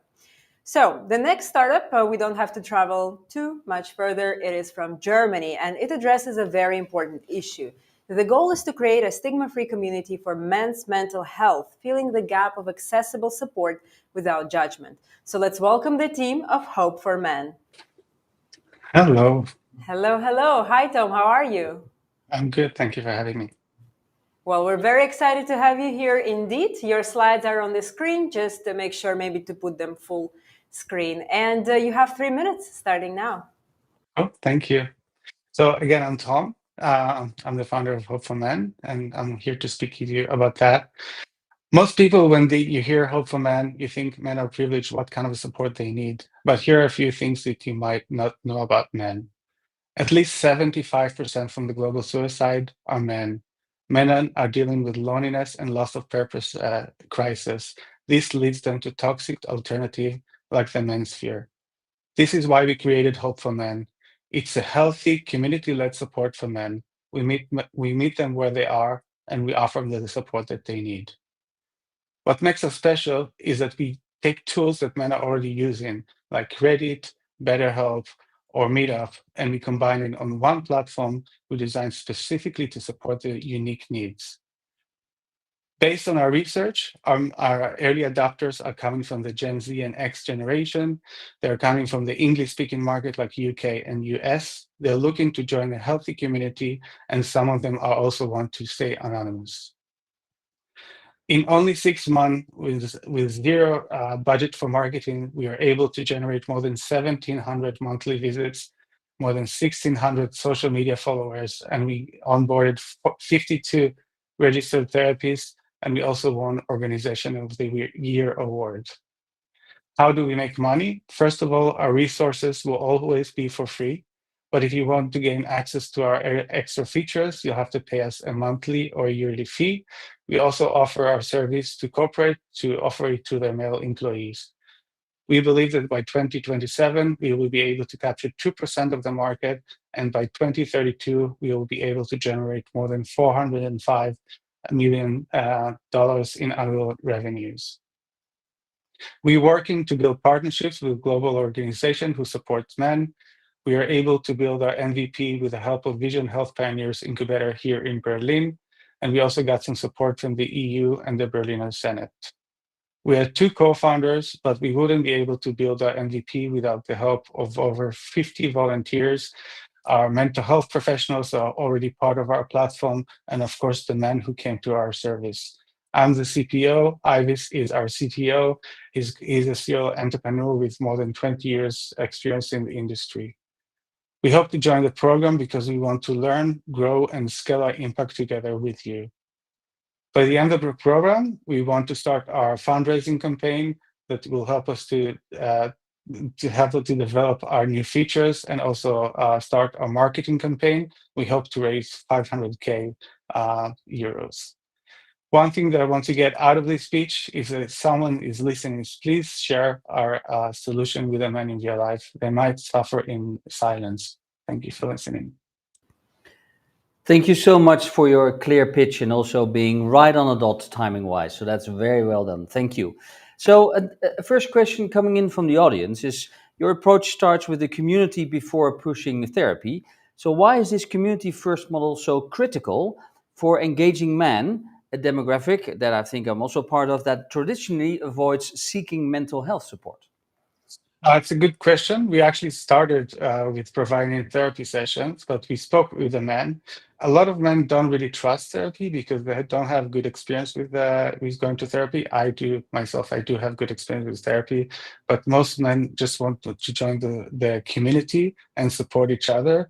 I believe that not all therapy is built to support men's specific needs. But of course, we should always have experts on our platform because some people just need extreme support. And how do you get men to open up on the platform? Because normally a man I'm a bit generalizing here, but men tend to go into their man cave, find a solution, and then come out and say, this is how I solved it. But I think a platform like yours need men to actually open up whilst they're still busy figuring out how to solve things. So how do you get people to open up, or men to open up? You put them together in a room with other men who are like them. Like we have our men circles, like let's say like you're a new father and you want to meet other fathers like you, and you learn how to be a good father with them. And a lot of men, like you said, don't know that they're suffering from specific issue, and they realize it while they're having conversation with other people. And that's what the space that we give them to talk and understand what is the main issue that I'm dealing with. Right, and you also talked about the manosphere. I was not familiar with that. When I did my preparation on your pitch, I actually took that part of the internet and had a look at it. That's not where I want to go next. But how do you make sure that people or men that are already on the manosphere say, listen, there's a better alternative, like Hope for Men? Actually, they find us, let's say it like that. They easily find us because they ask ChatGPT, and we actually train ChatGPT to refer them to us. We get a lot of visits from ChatGPT from men who ask questions. That's mostly how we get them to us at the moment. But we still need to work on our marketing efforts. Right, and back to your business model, I saw you had 3 tiers, but how do you actually make sure that people stick? Normally, when you have a freemium model, they come in and they test it for a little bit, and then once they have to start paying, they lose grip. So how do you keep the man attached to your platform? This is part of the reason why we want to join your program, because we still need to figure it out how we can make them stay with us for a longer time. I hope that answers your question. All right. We have another question from the audience. Can you tell us a bit more about how you're identifying and going to market with therapists? We are not focusing on therapists at the moment because we do have the 52 therapists. Again, therapists reach out to us, and I'm speaking at the moment with every therapist who wants to join us. I need to vent that they're really good therapists. I met some not really good therapists, so it's important to me to have high quality of therapists, and they need to have expertise in men's mental health because not all therapists have it. Mm-hmm. And another question more on your product roadmap, because you've mentioned that you want to raise $500,000 to add some additional features. Can you tell us a bit how it looks like now compared to how it would look with the investment that you want to raise? So sure. So at the moment, we have the therapy sessions. You can come. It's kind of like a marketplace. We can find a therapist, book a session. Once we raise the money, we want to develop an AI buddy, which is another therapy session. It's someone that you can talk to 24/7. We want to build our rooms, like the men's circles room. That will be the next stage. And after that, we want to also develop we call it social matchmaker. We take a therapist to take 2 men and help them to become friends, like kind of like a Tinder, but for men, straight men mostly, that want to find friends. Amazing. Well, then it's time for our signature question, I think. So then until the end of the year, what would be your #1 goal if you're selected for Startup Bootcamp Accelerator? First of all is the marketing, because I don't have experience in marketing. We don't have anyone in the team in marketing, but we also want to utilize the way to build partnerships with organizations, investors, and all of this. Fantastic. Thank you very much for sharing your vision. And of course, we wish you best of luck in the next room. Thank you so much.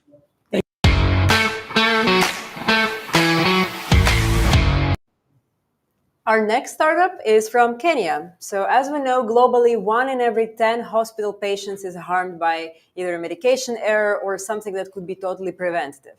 Now, what if there is a simple solution that could be used in any hospital of the world, not only in Kenya? Let's hear from the team of Panacea, if I pronounce that correctly. Let's welcome them on stage and hear exactly how they tackle this challenge. Hello, hello.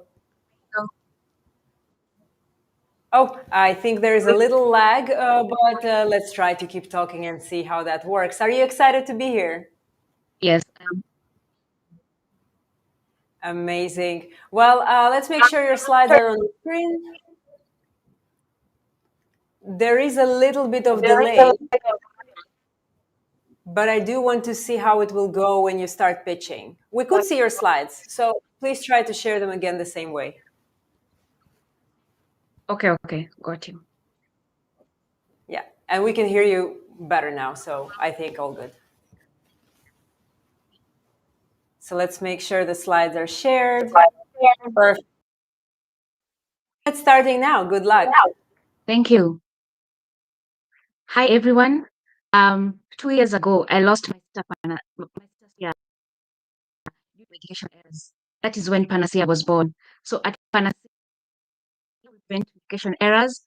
They happen. 1 in 10 patients globally are harmed by medication errors. So this case was not an isolated case. Just losing millions in penalties, they lose incentives, drugs go to waste, and hospitals are from reputational. Globally, we lose 40 billion, which contributes to 1% of total health spending. Our solution is simple and practical. We replace precision, we embed barcode directly into the addressing. So anytime before the nurses scan the code with our offline app. The app scans the 5 rays of safety. Every scan creates a digital log, gives usability to records electronic systems. So Panacea is different in that we're the first to embed barcodes directly into dressings. App works offline in low-resourced hospitals. It is simple. Nurses adopt it fast. Our business model is B2B. Sell the consumables directly to hospitals, and we also have an option software as a service dashboard subscription for and compliance. Far, we engaged 105 with a 60% conversion rate. We have 55 LOIs. Currently, we are running 2 pilots, and we have paying customers. We are live in 10 hospitals. We have been able to make a revenue of 88 euros in the month of May and June. And so far, we have 190 units sold. We are seeking acceleration from funding and also from the 10 hospitals to 105 hospitals. And also, the money is going to fund our sale and the AI development. I am the CEO, MilliMind. We have Maxuo, who is our COO, Suleiman, who is our head of finance. We aligned the 3 SDGs, that is good health, well-being, innovation and structure, responsible, and consumption. We want to join SBC to accelerate global access to European hospitals and corporates, and also position Panacea as global standard in medication safety.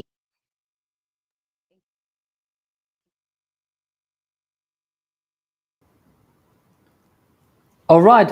So, Vincent, thank you. We had a bit of trouble hearing you properly. So what I'm going to do is I'm going to ask you a question or two. Let's see if the sound actually becomes better because your slides are not shared. But if it becomes too hard to follow, we'll just move on to the next. So you have a bit of time to see if you can find a different microphone or maybe different sound setting. So if you look at the first question, the power outages, right? If you have anything that has to do with a barcode scanner or something like that, if you don't have any power, how do you actually make sure that your system will still work? That's a very good question. Our app is in the phones. It's the medical providers download the apps in their phones. So, and it's very easy to charge phones. People can use solar or electricity. Okay, well, the good news is that the sound is working better. So, and then if you look at the upfront cost, so the app is of course on your phone, but somebody needs to print the label on the medicine, and also when they get distributed, the barcode needs to be there. how much upfront investment is necessary by a hospital to start using your app? Right now we are giving the app for free, but then they have to buy our consumable, the intravenous dressings. So the app is an optional subscription. Okay, but still the barcode needs to be printed. So who's printing the barcode for the medicines then? The barcodes are embedded directly into the intravenous dressings already during production. Okay, good. Yeah. There's still some time lag. Maybe we can have one or more questions and see if that turns better. Yeah, so another question from the audience, multiple people asked, can you explain the AI part of your solution as it has been mentioned on the slides? So we are getting data from different hospitals. So we are training the models to be able to flag medication errors and multiple entries of any kind of anytime the nurse scans and they enter multiple entries, the AI is able to flag that. Mm-hmm. And any anomalies in dosages too. Mm-hmm. Clear. Then I think it's time for our signature questions. So in one sentence, what would you like to achieve if you are a part of Startup Bootcamp Accelerator? We would like to achieve growth, accelerate from the 10 hospitals to 105 hospitals or even more. Amazing. Thank you very much for this clear vision, and we wish you best of luck in the next room. Thank you. Thank you.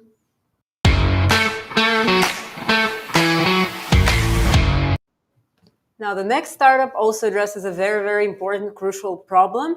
As we know, around 70% of women live with undiagnosed hormonal conditions and seeking years for any help or advice from healthcare.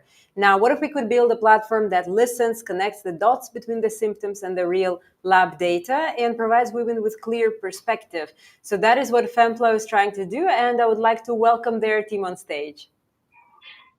Hello, hello. Hi, Tal. Hi, everyone. How are you today? Amazing. Very excited to have you here with us.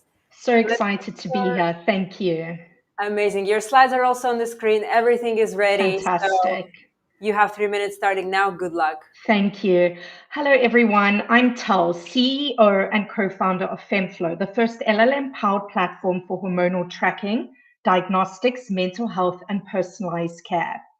Hands up how many of you have ever been dismissed by a doctor or watched someone you loved brushed aside. That was me. Years of pain, told it was stress, but it wasn't me. It was my body screaming for help. Not all women who are failing actually are a fail. It's the system at the end of the day. Women wait more than 7 years for a diagnosis. They spend $18,000 out of pocket, and 93% are dismissed, and 30% report hormonal imbalance symptoms with no tools to act on them. This was one of probably the greatest blind spots in healthcare. FemFlow connects the pieces, so AI maps hormones and mental health, offers personalized guidance and prompts lab tests. Care plans are built from real lab data on local women, not generic Western data sets, and the app drives daily engagement, and we scale through insurers and employees. Symptoms are logged, labs are integrated, AI explains clearly, and then we have a personalized care plan that is delivered. Most apps treat women as a template, where FemFlow is different. We connect labs, symptoms, and mental health into one whole person plan built on data from women who've never actually been represented before. And we scale through insurers and employees, making women's health part of the system. FemFlow sustains itself with 4 streams. So we have our subscriptions, our lab testing, insurer and employee partnerships, and data monetization. Together, they actually create a recurring defensible growth model. In just 8 weeks, we built and launched our AI. It's live today, and our MVP app will be ready by the end of September. We ran a beta with 50 women, collected 200 surveys, and secured partnerships with Epicenter and Zanzi Medicine, ODX in your bio. We were chosen as one of 9 global startups in the Hive Accelerator program. Already more than 10,000 women engaged via AWS, October Health, Adia Health, and MRI software with over 2,000 organic followers and no paid ads. I bring women's health and psychology. Michael, our co-founder, scaled a $47 million startup. Yuval, our advisor, brings investment, expertise, clinical, technical, and financial all together, which really makes that full stack to win. We deliver on SDG 3, 5, 9, and 10, which also obviously creates the reduced inequality sections too. So important, but why Startup Bootcamp? Because this is where bold bets become global movements. So you give us the global stage with a local start, you bring the partners that matter, you add credibility beyond capital, and you back founders who don't play small. So with the money that we get, we'll launch in South Africa, Kenya, with Gabby AI and At Home Labs, which onboard 50 to 100 paying users. Prepare our B2B pilots next year will also scale to over 2,700 users and expand data sales and prepare for our Nigeria entry. So this is bigger than an app, everyone, bigger than a company. This is the moment where women actually stop feeling dismissed and start being seen. So FemFlow gives women the full picture of their health. This is not just an investment, it's the history in the making. Thank you so much. And thank you very much for your pitch, for your passion. We already have some questions. Thank you. Actually, my questions are also very similar to the ones we see from the audience. So to recap, so then a woman describes her symptoms, prompted to go do the medical labs, and then based on these 2 data points, you provide more data. So the question is, what is that local and underrepresented data that differentiates you from other apps? So very good question. So normally a lot of other apps use Western data sets. We have actually used data that's specifically from people within Africa and South Africa by going to different women, with more than 200 women that we have spoken to thus far. And so all the data that we have put together and have created is really something that's been curated over time with our team. And what kind of data metrics can we see in the app? So in terms of the data metrics, it will all be culturally appropriate to specifically South Africa or Africa. It will all be specifically related to what women in our country deal with. So everybody here will deal with different factors to somebody in another country. So it really is tailored and personalized to each specific area and person. And actually a question to that, can you tell us more about your reasons why you start with Africa? Do you have expansion plans to other countries? Yes, so we are going to be starting in South Africa, then moving to Kenya with South Africa at the same time, then Nigeria and then the USA.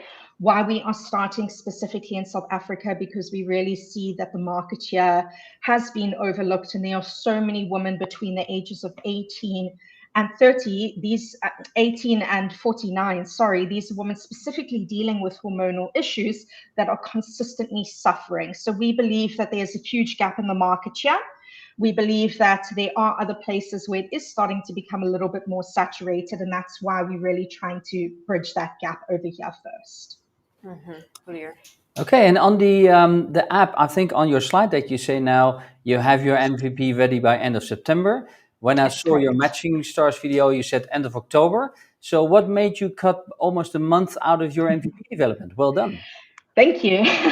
So it's just been honestly a push, bringing the team together. We've had to really cut a few things so that we don't get scope creep. And yeah, we've just really tried to challenge that. And so we've brought everything together quite nicely. And our AI, as mentioned, is live and was developed in 8 weeks, which we are very proud of as well. So very exciting and lots for everyone to see and come. Great. Well, that's called under promise, Thank over you. deliver. We love it. All right. A final question. If you would be selected to the program, what would you like to get out of it by the end of this year? So for us, it's not just about investment. It really is about the networking side of things. It's about really working on our go-to-market side of things as well, about really finding and connecting with different lab partners in other areas that we're going to be working with, and also focusing on our compliance side of things. We are compliant right now, but it is still important to go deeper into those aspects. So that is what we're most looking forward to. Thank you. All right. Amazing. Thank you very much for sharing your vision, and we wish you Thanks best so of luck much. in the next room. Thank you for your time.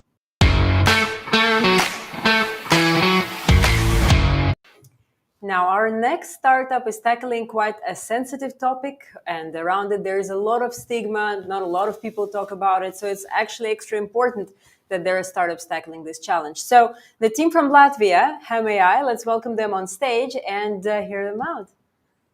Hi there. Hi, Danila. How are you? Hello, I'm doing good. Thank you. Great. Well, the stage is yours. Your slides are up and you have 3 minutes. Good luck. 2 years ago, I had a problem no one's like to talk about. However, about 150 million of patients experience it each year. This problem called hemorrhoid. And when I had it, I realized that the right management can dramatically reduce symptoms. However, it was difficult to remember which food triggered the symptoms, what was the progression, and even I didn't know what type of hemorrhoids or complications did I have to choose the right management plan. So finally, I went to doctor, however, didn't want to, and doctor shared with me that this problem is very common and about 90% of patients experience shyness before going to doctor. So they experience shyness to speak about this topic with their friends, family, and usually primary physical observation is postponed. So together with doctor, we decided to make the leading digital medical device for the detection and management of hemorrhoids. The app consists of AI model, which we made. Basically, we sourced hundreds of clinical photos of different stages and complications, labeled them, and developed our closed model. After the management system is provided, so patients can control the symptoms, their progression, and separate social interaction platform is available where patients can speak with our patients in anonymous format and with a certified MD. It provides strong clinical benefits, such as improved communications with healthcare providers, it delaying the first physical observation, reducing unnecessary visits, and what is even more important, helps to timely identify if intervention is needed. The market is high growing due to a low fiber intake and passive lifestyle of the younger generations. We aim to attract 100 million of possible users. The market shows a very strong interest toward digestive apps and digital medical devices in overall. We started project in November 2024. In spring, we developed our AI model, and in September, we are launching the app. The business model is freemium model with a fee 90 euros per month as a general premium model. We focus on Gen Z and millennials with a digital expansion through PPC and clinical integrations. I am CEO and founder. I have one successful exit. Previous app had 1,000 registrations per day and was successfully sold to larger competitor.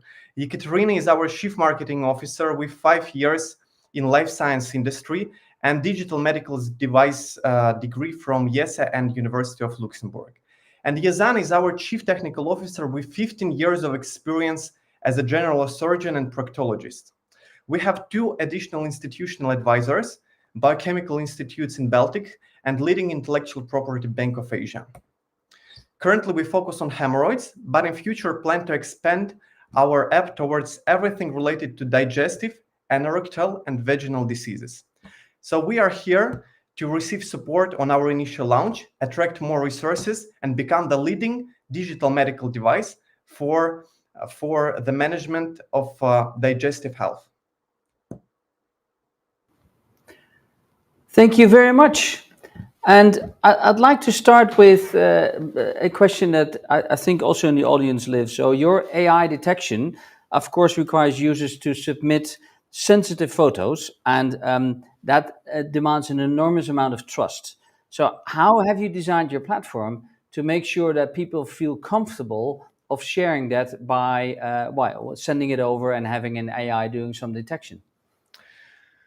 This is a compliance issue. So we designed our platform to be HIPAA compliant, and at the same time, we aim to receive a DMD certification, basically a CE mark, which shows that our app is secured. And at the same time, we aim to receive an additional security level as ISO 27001. Okay, because we just had a data leak in the Netherlands also about sensitive data, and it's very tough. You say hyper, let's say protected, but what do you mean by hyper protected? What kind of measures did you take to actually enforce this? So basically, this type of security which I mentioned, that helps to encrypt the data, and we don't know from which patients we receive these photos. So it's encrypted inside the platform, and finally, patients are completely secured on this platform. Okay, and then you also said you developed your own AI. Do you mean you have your own model, or did you train an existing model with your data sets? So we use the PTorch system.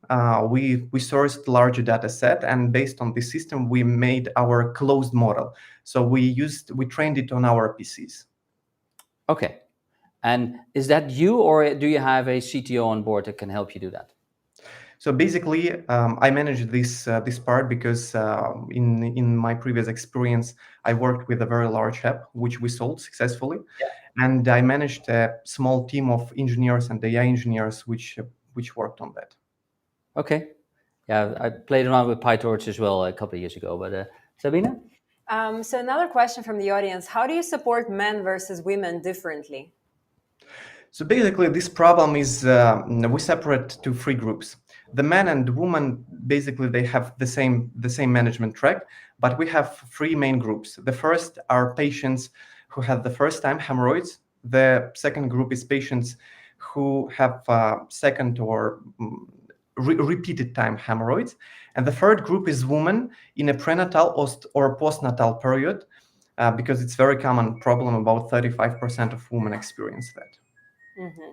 Clear. And maybe a question that's a good follow-up to that, to your business model, because how is it going to work for groups 1 and 3 when it's temporary? So perhaps there is no need to pay overtime or buy annual subscriptions. Yeah, so it's to be honest, the hemorrhoids is a very tricky disease. Usually, if you have this this problem, it can come back to you. So basically, we designed our app to help manage the digestive health. Additionally, so it makes our LTV a bit higher, let's say a bit longer. So we plan to focus on the patients who have hemorrhoids and who have some digestive problems, which might cause the hemorrhoids. So they use the app to reduce the risk of such disease. Clear. Thank you very much. And of course, our signature question. So what is your main goal to achieve within the accelerator if you're selected? So in the upcoming 6 months, our main goal is to attract a base of primary users, 3,000 users. Additionally, we will start the DMD certification. So we are looking for support from Startup Bootcamp to help us go through this process, and finally prepare to our next financial round to expand across the European Union. Very clear. Thank you very much for sharing your vision, and best of luck in the next room. Thank you.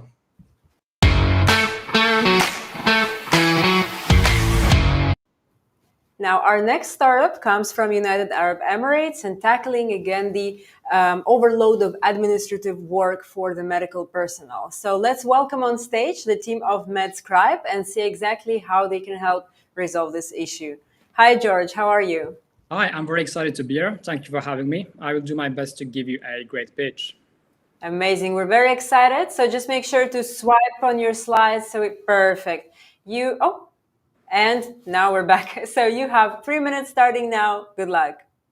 Beautiful. Thank you very much. So I'm George. My co-founder is Karuna Sagar, and we are MedScribe. What MedScribe does is really super simple. Everything it does is it records conversations between doctors and their patients, and then use AI to write clinical notes automatically, just like a doctor would do it him or herself. Most doctors today waste 1 to 2 hours every single day by writing notes by hand. As a result, we see the burnout rates for healthcare professionals are on an all-time high since records began. As a result of this, the patients suffer too because the patient satisfaction rates plummet. So it's a loss-loss. With the MedScribe, on the other hand, everything you need to do is click Start as your patient comes walking into your office, click Stop as the patient leaves your office, and clinical notes appear instantly. It's an app for all healthcare professionals where no one is left behind. It includes 60 different medical specialties and 98 different languages. We launched summer 2025, and for our first month, we got approximately 500 healthcare professionals download and use our app organically the very first month. We are the only one that have a dual license, where we have an office in Dubai, giving us access to all of the Middle East, and we have an office in London, giving us access to all of Europe. From the very beginning, we set out to build a powerful architecture that allows us to pivot and do spin-offs incredibly quickly. So we decided to do Dental Scribe for dentists, Therapy Scribe for therapists, and now we're working on Pet Scribe for veterinarians.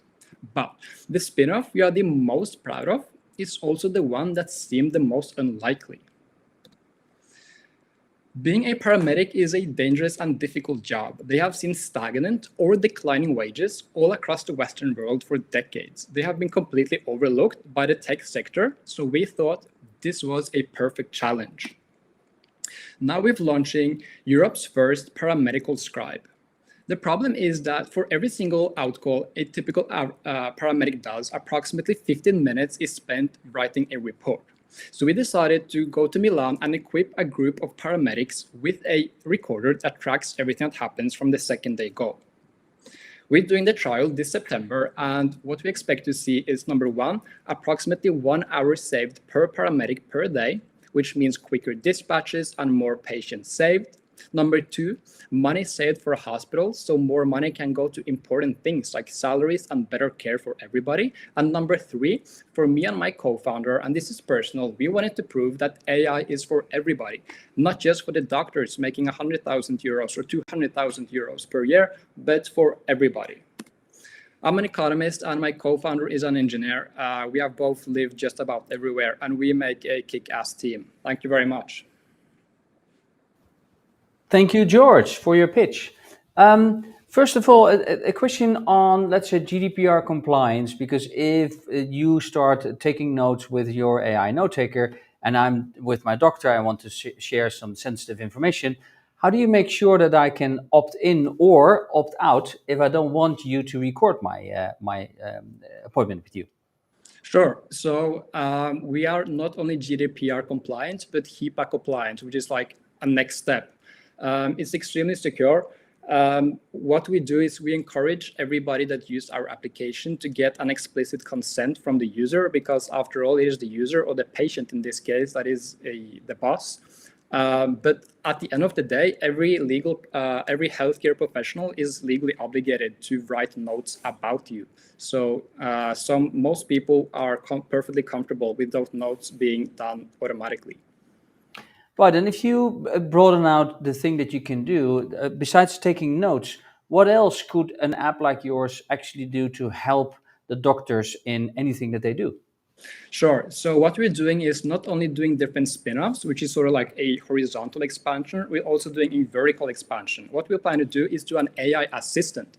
Not only will our app write notes, but it will give a recommendation, a point of reference to the healthcare professional that it's 70% likely it's this, it's 51% likely it's this, it's 3% likely it's this. Because approximately 25% of all healthcare decisions are suboptimal. Doctors actually make a lot of mistakes. And if they had a point of reference, a second opinion, then most of those suboptimal decisions could be eliminated. Right, and this is true. I was talking to one of my tennis mates last night. He's a GP, and he told me about another app that he's using to take these notes. But he got that via like a government agency saying this is okay to be used. Now, what would your app? Why would your app be chosen by GPs if they have already government-regulated stuff coming at them? Well, this is already government regulated, but 9 out of 10 people that we have spoken to do not actually have a government provided solution for this. They only get electronic health record. They do not get an AI assistant. Okay. Mm-hmm. And can you help walk us through the go-to-market strategy? Because of course you outline different types of the clinics and different types of product adjusted to that. But what are your next steps? Let's say from 3 to 6 months to 1 year. Sure. There are two paths we're working on. And number one is big hospitals, which require manual integration into their electronic health record, which means our co-founder and we have to spend time actually onboarding every single client manually. So what we do is just outreach directly and use our network. The second path is independent practices and solo doctors and other healthcare professionals, which come to us via App Store, via Play Store, and organic traffic to our web app. Mm-hmm. Clear. And geographically wise? All of Europe and all of the Middle East. So we're very international. Mm-hmm, clear. And do you consider also the differences in the systems depending on the country, depending on every individual doctor's workflow, how easy it is to integrate? It's super easy. There is one app, and we have never received a single request from anybody that it should be different from in, say, England than to Dubai. Mm-hmm, clear. Well, thank you very much. Our signature question, what is the number one priority for you to do until the end of the year if you're selected into our accelerator? Sure. I guess meet some super interesting people, meet other entrepreneurs who are passionate and ambitious about what they do. Fantastic. Beautiful vision. Thank you for sharing it with us. And we wish you best of luck in the next stage. Thank you very much.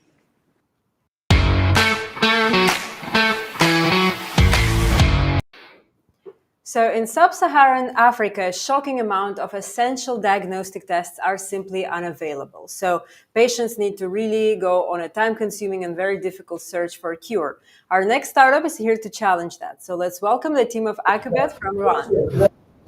Hello, my name is Asnak Amolo. I'm glad to be here. Well, we're very happy to have you with us. So your slides are on the screen. Just make sure to click on presentation mode, and you will have 3 minutes starting now. Thank you. I wonder what will you do if you went to clinic sick and need of help, but to be only told the diagnostic test you're looking for is unavailable. You probably go to another clinic and then another. You lose time. And this is infuriating and frustrating. However, it's a common experience of millions of patients in sub-Saharan Africa, and ACUB needs to change that. You'll be surprised to tell you that 50% of patients in Ethiopia could not access diagnostic tests in the facility they went to. And when the tests are available, on average, it takes 8 hours for diagnostic test result to return around. And an unpleasant experience and long queues further exacerbate the problem, affecting patients' outcome and satisfaction. This needs to stop. And we have imagined Collab, a health tech startup, a marketplace platform where we aggregate diagnostic tests from different health facilities in one platform using mobile app and call center, and to make diagnostic tests easily available and accessible for patients from anywhere at any time. Our solution will democratize access to diagnostic tests and and provide additional diagnostic test requests for health facilities to boost their revenue. On top of this, we reduce turnaround time significantly. And to capitalize on the diagnostic industry in East Africa accounts for $397 million. And from this, Ethiopia and Rwanda accounts for $180 million. And from this, as a first mover to the market, if you just only secure 20% of this market, that will leave us with $36 million market size. Our business model is B2B2C, where our revenue stream is going to be 20% commission for every diagnostic test ordered and delivered through our platform, and patients pay small, modest delivery fee. We have piloted our idea in Hawassa, where we have served 60 patients in 2 weeks, and we receive payment for all services, and we have received overwhelmingly positive response for our services. On top of this, we have partnered with 8 facilities both in Ethiopia and Kigali in Rwanda. These include hospitals, clinics, and diagnostic centers. And in 2024, we became East Africa regional finalist for Global Startup Award Africa in 2 categories. And currently, we are also in conversation with 2 insurance companies in Rwanda and public health institutes in Ethiopia. And we are also co-developing a new standard for sample collection transportation with a Ministry of Health in Ethiopia. Our milestone includes we started our market research in April 2023, and from then we have launched our app both in App Store and Play Store. We have registered our company in Ethiopia and Rwanda, and currently we are on the market rollout phases of our startup. And if you see our financials, in Addis Ababa alone, within 48 months of operation, we will reach to the revenue of $600,000, and we will break even within 12 months of operation. On top of this, we have 5 months of runaway currently. And if you see our competitors, it's going to be traditional brick and mortar health facilities. And we have a significant advantage by aggregating diagnostic tests. We make a large pool of range of diagnostic tests. Tests are available for customers, and we're providing convenient sample and collection and transportation and a premium customer experience. And by not owning or building a facility, we can scale faster than the traditional facilities. Our go-to-market strategy includes onboarding health facilities where they can link the patients to our platform when the tests are not available. On top of this, we also hope to do community engagement, referral, and loyalty programs for our service. So currently, we ask $300,000 for our marketing operation and product development expenses. And to meet our team, my name is Asnak Amelo. I'm a co-founder and CEO of ACUB, a medical doctor with over 3 years of clinical practice experience, and currently have masters in digital business and innovation from IA Business School. And my co-founder Ali Nengo, a software developer with 3 years of experience in software development. And so Alamayo, she's our business development associate with a marketing degree and experience. And on top of that, we have full-time 3 employees, 3 contract employees, and 1 intern running the operations both in Ethiopia and Kigali. And you'll be wondering why us and why now. First, we have complementary and diverse skill in our team, enables that we make us the right team to build a solution. I'm so sorry to interrupt you, but you are 1 minute over time. So if you could wrap up on the slide, and then we can address the questions. Yeah, I'm done. Thank you. All right. So I think a couple of slides back, you told about the sample collection and the transportation service as being key part of your value proposition. What is the biggest logistical challenges in operating that service in your initial markets? Yeah, so actually the logistics part are very, the diverse ecosystem in delivery startups and solutions currently existed in both countries. It facilitate our solution to be more easily feasible. So I think it's not going to be a huge challenge for us in the future. Okay, and if you would expand to other markets, for example, South America, have you thought about what the logistical challenges are there or not? Currently, our hope is East Africa and Sub-Saharan Africa. Definitely, we're thinking of the Asian countries, especially the ASEAN and the Latin America. But it's going to be quite new. The logistic challenge is going to be quite far and quite new for us, but we need to study it in the future. All right. And also sending in your samples, and how do you work with making sure that a patient is registered at a certain number, or that the patients are not doubled up in your app? How does that work? So the patient can access it in the right time. Can you repeat the question? Mm-hmm. So patients, of course, need to send in their samples, and that might go to different labs. So I'm just wondering, if one patient, how do you make sure that your data stays consistent if you're doing all this? Absolutely, yes. So what we're doing currently is the report system is going to be dual. So the facility will report to us and to the patient. So we will cross-check if the tests are actually matched, and we keep the file for us. So in the future, we can cross-check if the files, the results and the tests are actually matching to the patient's request. Okay. Clear. And also, so you're connecting patients with multiple lab facilities. How can you make sure that there is quality control and more or less standard service across all of these facilities? Absolutely. That's one of the biggest challenges that we have actually faced currently as we do market rollout. So there are 2 options for us. We do very thorough vetting when we onboard facilities on ourselves. So, but this vetting is not necessary because sometimes the machineries require calibration and testing. So for that, what we're using is health facility authorities do annual QA analysis. So we're working with authorities and health authorities to get this data and to qualify our partners that they are actually have rigorous facilities, and they have passed all the regulatory thresholds. On top of this, there is also a regulation that the facility need to do QA analysis, and they have to report the QA analysis, the result, to us, so they can be stayed in our platform. So we use these all techniques to make sure that the qualities are not compromised. Clear. And actually, you also mentioned you're co-developing a new standard with Ministry of Health in Ethiopia. Maybe you can share a bit more. What kind of partners are you looking for that would help you to accelerate this? Absolutely. So currently, we have reached out to Health Ministry of Health. Also, this was our proposal, but Ministry of Health agreed to co-develop the standard. But the process is still slow. Also, it already reached the Ethiopian Standard Agency, and we have 2 workshops already with a national committee. The process is still slow. We need people who actually have the networks in health systems in Ethiopia, especially particularly public health institutes that is involved in this, and private health facilities, also part of the national committee. So those kind of networks would definitely fast track the process and also facilitate a lot of services we give in Ethiopia. Amazing. And then our final question that could serve as a follow-up. What is your #1 goal to achieve together with Startup Bootcamp? Our main goal is market rollout phase. So to aggressively, also the other advantage we have is in both markets we existed, we are first mover to the market. So we need to aggressive marketing, and we need to capture the share as much as we can. So that's our first goal, and we really, the Startup Bootcamp really can help us in that area. Amazing. Thank you very much for sharing your vision, and the best of luck in the next stage. Thank you.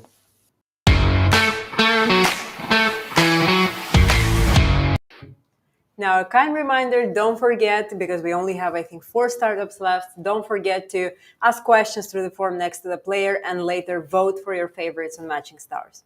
Our next startup is building a powerful tool to the neurodiversity and therapeutic care industry. So let's welcome the team of MilliMind for them to tell more about how they make it happen. Hi, Arthur. How are you? Jonathan, actually. Hello. I'm great. Are you excited to pitch? Yes. When you want to, I can already start. Fantastic. Your slides are on. You have 3 minutes starting now. Okay, so hello everyone. My name is Jonathan. I'm from MilliMind, and today I want to tell you about what's happening. So basically, 1 in each 31 children aged 3 to 17 years old are neurodiverse. That represent more than 300 million children and teenagers. Only in Europe, we are talking about 7 million children with autism. Not only that, but some studies say that the cause of autism is more than cancer, strokes, and heart disease. But when you look into the numbers, is that 5% of total medical costs is destinated to autism. That represents an increase in cost of 75% almost, and 1 million consultations per year just in autism. And not only that, but there is a lot of inequality in the treatment of autistic children. So that's why we bring MilliMind, an AI-driven platform designed to transform how we support autism. But how will you do that? Basically, we have a platform with the main protocols of interventions and diagnosis where I can manage the data with AI. We have recommendation of treatment, and now the points that makes better health and well-being, and also we can reduce inequalities. But not only that, but we also have MilliBot, where we support the parents and the doctors with our bot. So basically, you can have automated care reports, automatic care recordings, and multiple agents helping the doctors to give a better and precise diagnosis, and also a process where we can take accomplishment of what is happening. And what is the best thing that we offer? We have your personalized game-based therapy. So basically, if your platform, you can have simple and intuitive interface. We have cognitive impulse for skill development, and all scientifically validate games where the children can learn new skills, to take track of those skills, and also learn and having fun doing the process. But what is the difference of MilliMind and the other competitors? We are the only one that brings MChat, a form of helping the doctors to take the screening. We have games and data-driven platform and follow-ups to accomplishing what is happening. Our model is B2B2C, where we partner with the government and specialized clinics to have the complete management dashboard. And the opportunity is very big because when you look into the numbers of autism, we're talking about addressable market of 30 billion USD dollars only looking to autism. But when you look into what is addressable, for example, in Europe, and then taking a little bit of share of this, we can have a very huge potential of annual revenue. Not only that, but we already have numbers. In Brazil, we already assisted more than 1,000 children, and we have partnered with the government and different clinics and hospitals. But right Startup Bootcamp, we had to accelerate. We already have our solution is ready, and we're becoming a benchmark of autism in Brazil. So with the next steps, we can go beyond. Our next step is to capture more clinics into the program and shortly expand to more countries. We are asking for this investment to scale up to 20 clinics. And this is our team with CTOs, CEOs, co-founders, and great advisors. So let's bring together the children smile with MilliMind. Thank you. Thank you very much for your pitch and for sharing your vision. We already have some of the first questions coming in. Absolutely. Talking about the vision, it's to become a global reference in what we call digital solutions for autism. So how will your massive database of therapeutic records you're creating be used in advance the entire field of research and care of autism? Yeah, that's a great question. Actually, one of the points that we are having partnerships right now is to actually become a benchmarking database, because with our data, we can not only expand our solution, but we can help expanding the understanding of autism. So for example, we have a partnership with the biggest Latin American Institute of Research, that is called University of São Paulo, to do research with neuroscientists and to improve not only our platform, but our understanding of how can we treat children with autism with games and serious approach using AI. Okay, and the MBot that you're using, so tell us a little bit more about that. Okay, so basically the main approach that people are using today is that they have the transcribe model, and from the transcribe model, they create something. What you're doing is not only having the transcribing model, but we do transcribe the consulting. After we transcribe the consulting, use AI agents to first understand what is the symptoms of the children, what they are saying, what is the nuances of the speech, so we can give to the doctor the ability of having high quality data to then take this decision. We are empowered doctors and parents with good quality of data. Okay, so what you're saying is not only an LLM, but it's also there's an AI agent behind it that you can give a task and it will actually try to find the solution what you tasked it for. Okay, and Yeah. if you say your go-to-market strategy is B2B2C, partnering with clinics is a good way to actually reach the families. What is the most cost-effective channel, do you think, to actually get your customers into your app? We do have the clinic and the hospital approach. It is better because once we get one hospital, we can go with more than 1,000 children. So we just need to close with one partner to then close with more children. And another approach that we are considering, we just closed this first deal with the Brazilian government, where you can have to some families for free, and then we have the cashback of the taxes that the parents are paying. That's one partnership that we're exploring. We just closed the contract right now, and we are planning to expand with some families with low income for free, because then we can have the cashback of the tax incomes. Okay. Mm-hmm. Amazing. There are other couple of questions from the audience. So then to summarize that go-to-market part, who is the main stakeholder that benefits financially from your solution? Basically in Brazil, we do have we do not, some people, we have like a free way of using the hospitals and the public system, and we also have a paid version. So for example, we have the insurance, and for the insurance is amazing for us to having a way of tracking what is happening with the children, then preventing some points, because today is very costed to, for example, have the children 8 hours per week in a clinic. So for them, it's better to have a track way to understand and take decisions. So usually the insurance. Mm-hmm. Clear. And I think then it is time for our signature question. So can you expand on your more long-term strategy, your vision, if you're selected for Startup Bootcamp Accelerator? That's a great point. As you see, I put some numbers about Europe. I really do believe that we are ready to start in Europe because, for example, for Portugal, we have the same language already. Is starting if we also like we talk with Startup Lisboa. We have a great market in Spain also to expand, and going to Startup Bootcamp means that we can have a great network across Europe, and then we can start to bring our solution. We just need to adapt a little things about the language and start to expand globally. So we are ready for that. We need the network, and we need the right partners and people with the same drive for that. Yeah. Amazing. Well, thank you very much for sharing more about MilliMind, and best of luck in the next stage. Okay, thank you. Thank you.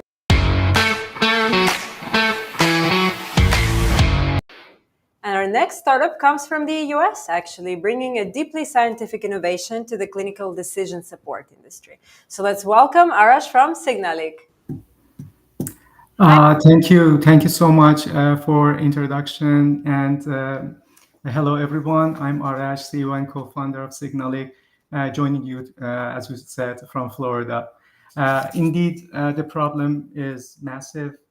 Chronic pain and opioid addiction affect over 1.5 billion people globally. And just in the US, cost the economy more than $2 billion. Just right before you go into the pitch, you do have the slides, I think. So perhaps you want to share those? I'm sharing the slides already. You have to swipe away because now we can see the screen of the stream, but now we need to be able to see the slides. So maybe you can try to start sharing them again. Okay.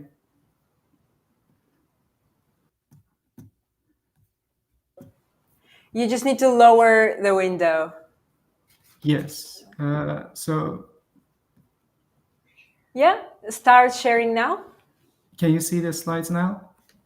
No, nope, not yet. You have to start sharing those. Okay, I think, nope, no, not yet. Let's try to share the slides again. Sure.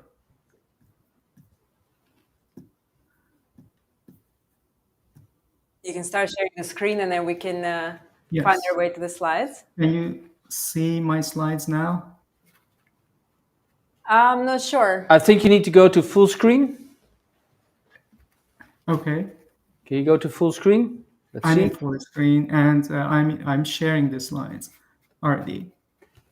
You need to swipe, I think, to the right to make sure that that screen comes into the frame here.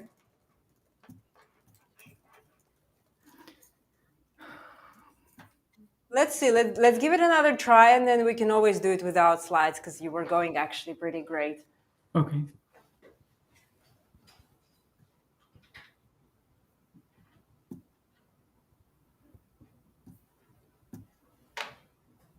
Can you see my screen now? No, I think, shall we try it without slides? I think so because some of the startups did it and it was great because all the attention was on you. There you go. I'm sorry. No worries. This happened to quite a few, so no worries. Yeah, you will have 3 minutes and then go ahead. And after that, we will go to questions and answers. Okay. As I said, chronic pain and opioid addiction affect over 1.5 billion people globally. And just in the US, cost the economy more than $2 trillion annually. Current treatments are reactive and generic, leaving half of patients dissatisfied. What's missing is a predictive tool to identify high-risk patients aimed for personalized treatment before it's too late. Pain Pilot is the solution that we are offering. Using AI on routine data from electronic health records, we predict who is at risk of chronic pain and opioid addiction. Risk scores and tailored recommendations are delivered directly into the EHR, right where clinicians make decisions. If a patient is flagged for chronic pain, we recommend escalating multimodal therapy. And on the other side, if they are flagged for opioid dependence and risk of opioid addiction, the system guides providers to minimize exposure. Pain Pilot is proactive, accurate, scalable, and clinically feasible for routine use, even for screening. It predicts both pain and opioid risk early, supports interventions directly, and integrates seamlessly into hospital workflow. Competing solutions that are based on MRI or genetic models are costly, impractical, and not scalable. Our market is substantial. In the US, 60 million surgical patients represent a $900 million opportunity, and globally this grows to $2 billion. With just a handful of healthcare systems included, we are looking at a 7 million beachhead market. That's the first step. Partial penetration can deliver 10 to 20x ROI at exit, which is typical for a scalable AI-based CDSS with proven impact.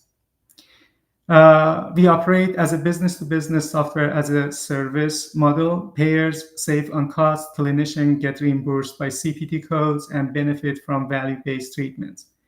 We convince payers by pilots, and they incentivize adoption across their networks. Pharma companies also benefit from justified opioid use. Our team brings deep expertise. I have deep experience in AI and machine learning, leading medical device design with clinical validation in my previous companies. My co-founder holds a PhD focused on pain prediction, and our advisors include leaders in science, regulatory, and commercialization. We already have traction, letters of intent from UT Health and Cleveland Clinic secure our pilot plans. Market demand is validated by more than 100 interviews, and NIH reviewers have affirmed both our clinical and commercial potential. At the end of the day, Pain Pilot is about better recoveries, fewer addictions, and lower costs aligned with global health goals. We are raising $500K on safe notes with a $5 million cap and 20% discount. This funds 7 to 11 months of runway to complete pilots in EHR. Launch our go-to-market strategies as well with payer engagement, and achieve regulatory alignment through a pre-submission meeting. Thank you so much, and sorry for the problem that happened with sharing the slides. No worries. Thank you so much, actually, because that was a very clear pitch. I think that the slides would just be an addition. But for all of the audience, don't forget that you can go to Matching Stars via the QR code on the screen, because then you can simply see the website of the project. You can see more information. So if you need that visual aid, then you also have it there. But we already have the questions from the audience. We do. So what is your long-term vision for Signalik? So do you want to become the standard of care for predicting risk across more areas? Hopefully. Our first competitor is the current standard of care, which is reactive and not personalized. It is generic.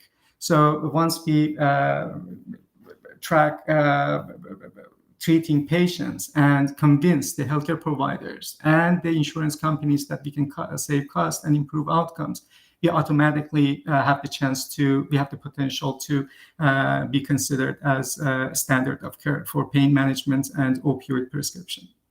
Right, and pain management is always very personal. Some people say I have a high pain barrier, other people say low, but I think the actual pain treatment is always very personal. How do you train AI on such a personal thing as pain management? We use a method that is known as system identification in signal processing. It is like identifying a black box just by inputs and outputs. So we consider, for example, for patients who are prone to chronic pain after surgery, we collect intraoperative data and how the patient unconsciously interact with the cuts and wounds during the surgery. All the changes in the vital signs, blood pressure, need for anesthetic agents tells something about that particular patient. And by our methods based on AI and signal processing, we can actually identify the nociception mechanism, which is the way that human body responds to pains. If we unbox the nociception mechanism, we totally understand this particular patient. And we can say how he's going to respond to pain. Can he recover from pain naturally, or he need help to recover from it? And this all happens before any neuroplastic changes happen in the brain because of the acute pain. This is something that others miss. they are reactive and they wait until the patients are addicted to the pain, and it's too late to treat the patient at that stage, just like cancer. Right, and with pain, so could you also help treat phantom pain? So somebody had to lose a limb, for example, and that you sometimes have pain with a limb that's no longer there. Is it something that you can also tap into? Exactly. Very good question. About 50% of patients with limb amputation, they have phantom limb problem. And definitely that's one of the 10 high-risk surgeries that we cover in our method, because we train different models for different surgeries. I have a very good understanding because I used to work on brain-machine interface for amputate people, robotics with the DARPA project. So yes, we covered that surgery as well. Okay. Mm-hmm. And another question from our audience. So integrating a new tool into a busy clinical workflow can be a challenge. So can you share some feedback from your clinical partners on specifically how this fits into their existing procedures? Exactly. Thank you. Good question. So we are supposed to seamlessly integrate into clinical workflow. There are two problems. One of them is acceptance. The other one is the technical issues. For acceptance, we have these pilot study design. And once we show that we are saving costs, we are improving patient outcomes, hopefully they are more interested to adopt. And we are working on payers. They incentivize the providers like gold carding, other mechanism to include our method in. But from a technical point of view, we implement Pain Pilot to the clinical workflow and to the EHR through Amazon Web Cloud. It is very Epic friendly. Epic, the EH, is one of the most popular electronic health record system in the US. They are Epic friendly, they are Cerner friendly. So they help you access the data from the EHR data, but not sensitive data. They remove all the identifications, and they help us to keep our motor engine far from their access. So we don't have access to their sensitive data. They don't have access to our prediction engine, but we interact with each other efficiently. And there are very standard protocols to do this for Epic. Very clear. Thank you very much. You had the perfect answers for any question. And yeah, we wish you best of luck in the next room. Thank you so much. Thank you.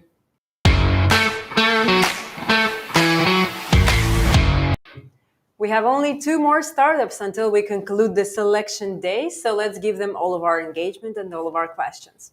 So we know that in the US alone, we spend over $7 billion yearly on scoliosis surgeries, often because parents struggle to adhere to preventative care like braces for their children, for example.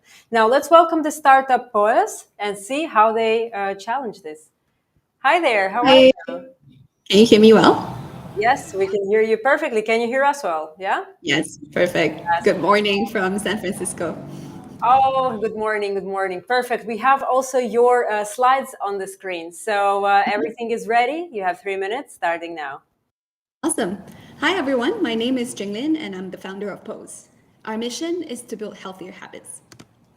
When I was 12, I was diagnosed with scoliosis, and I'm one of the millions of people who had to fundamentally change my lifestyle to adhere to treatment. If you're listening while slouching right now, you could be at risk, so you should sit up straight. And the thing is, you know that sitting up straight is good for you. For patients, they know that too. But imagine telling a 12-year-old that they need to wear this spinal brace, a hard shell modern-day corset that compresses their torso to control the curve in their spines for 20 hours a day throughout their teenage years. This is why adherence to treatment is difficult. But low adherence directly causes the condition to worsen, increasing the need for surgeries, which is highly invasive and expensive. And the fact is, non-adherence is causing many avoidable deaths and billions of dollars in healthcare spending. Yet research has shown that for every 3 patients that adhere to brace wearing for scoliosis, 1 surgery can be prevented. That's why we're building Pose. With a model that locks habits in just 2 steps, a social community that motivates each other, gamification that makes healthy habits fun, and real-time data that helps to track progress, with privacy and minors protection at the heart of it all. And this can go beyond scoliosis bracing to support physical therapy, medication, any health condition that requires consistent habits. We can also integrate with devices like sensors and smartwatches to enhance data tracking. Pose is built by a Harvard-incubated team with lived experience as patients. I've launched consumer app products to millions of users. Fiona is a full-stack engineer with experience in AI. And we're supported by esteemed advisors across Harvard and the healthcare industry. Just a few weeks ago, we flew to Texas to attend a patient conference with less than 48 hours notice. And that unlocked incredible patient insights, leading to many design and distribution partners, as well as pilot testers, which puts us on the path to scale. We'll have a user-paid subscription model initially, but the business model expands as our platform grows to include insurers and businesses as well. And this is how we're different. We do not rely on paid ads, but partnerships and organic communities to drive network effects. We are a lifestyle support tool and not a medical device with complex supply chains nor regulatory approvals. Our platform improves with major tailwinds like the shift towards value-based care and advancements in AI. And there are great synergies with Startup Bootcamp. We hope to work with not only experienced advisors, but also portfolio companies within the health ecosystem. Thank you, and join us in building healthier habits across the world. Thank you for a very clear pitch. Thank you so much. And we have a couple of questions. So first of all, engaging adolescents is really that's difficult, right? I have 2 at home, and I know that they only are engaged if something is on TikTok. So how do you make sure that your user experience to them is fun enough to actually develop these habits that they need to do? I think there are 3 ways that we're doing this. One is definitely leaning onto the organic communities that we are already in touch with, getting direct feedback even before we launch to make sure that what we are building is ultimately what they're using. And second thing is we are leaning onto the gamification part of it, right? So part of the app is about having habits that consistently, when you track your habits consistently in that way, you get to grow a potato, and teenagers are all about something that's fun, something that's engaging. So this is how we keep them engaged. That potato turns out to be a hit, by the way. Teenagers love it somehow.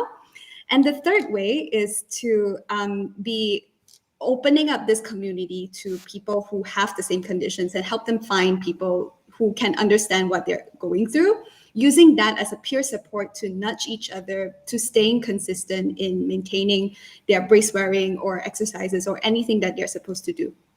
Right, and are you also thinking about, because healthy habits is healthy for anybody, so are you also looking into expanding the healthy habits that will you put on your platform for other, not to say patients, but people that like to say, I'd like to have a better ergonomic stand during my work or something like that?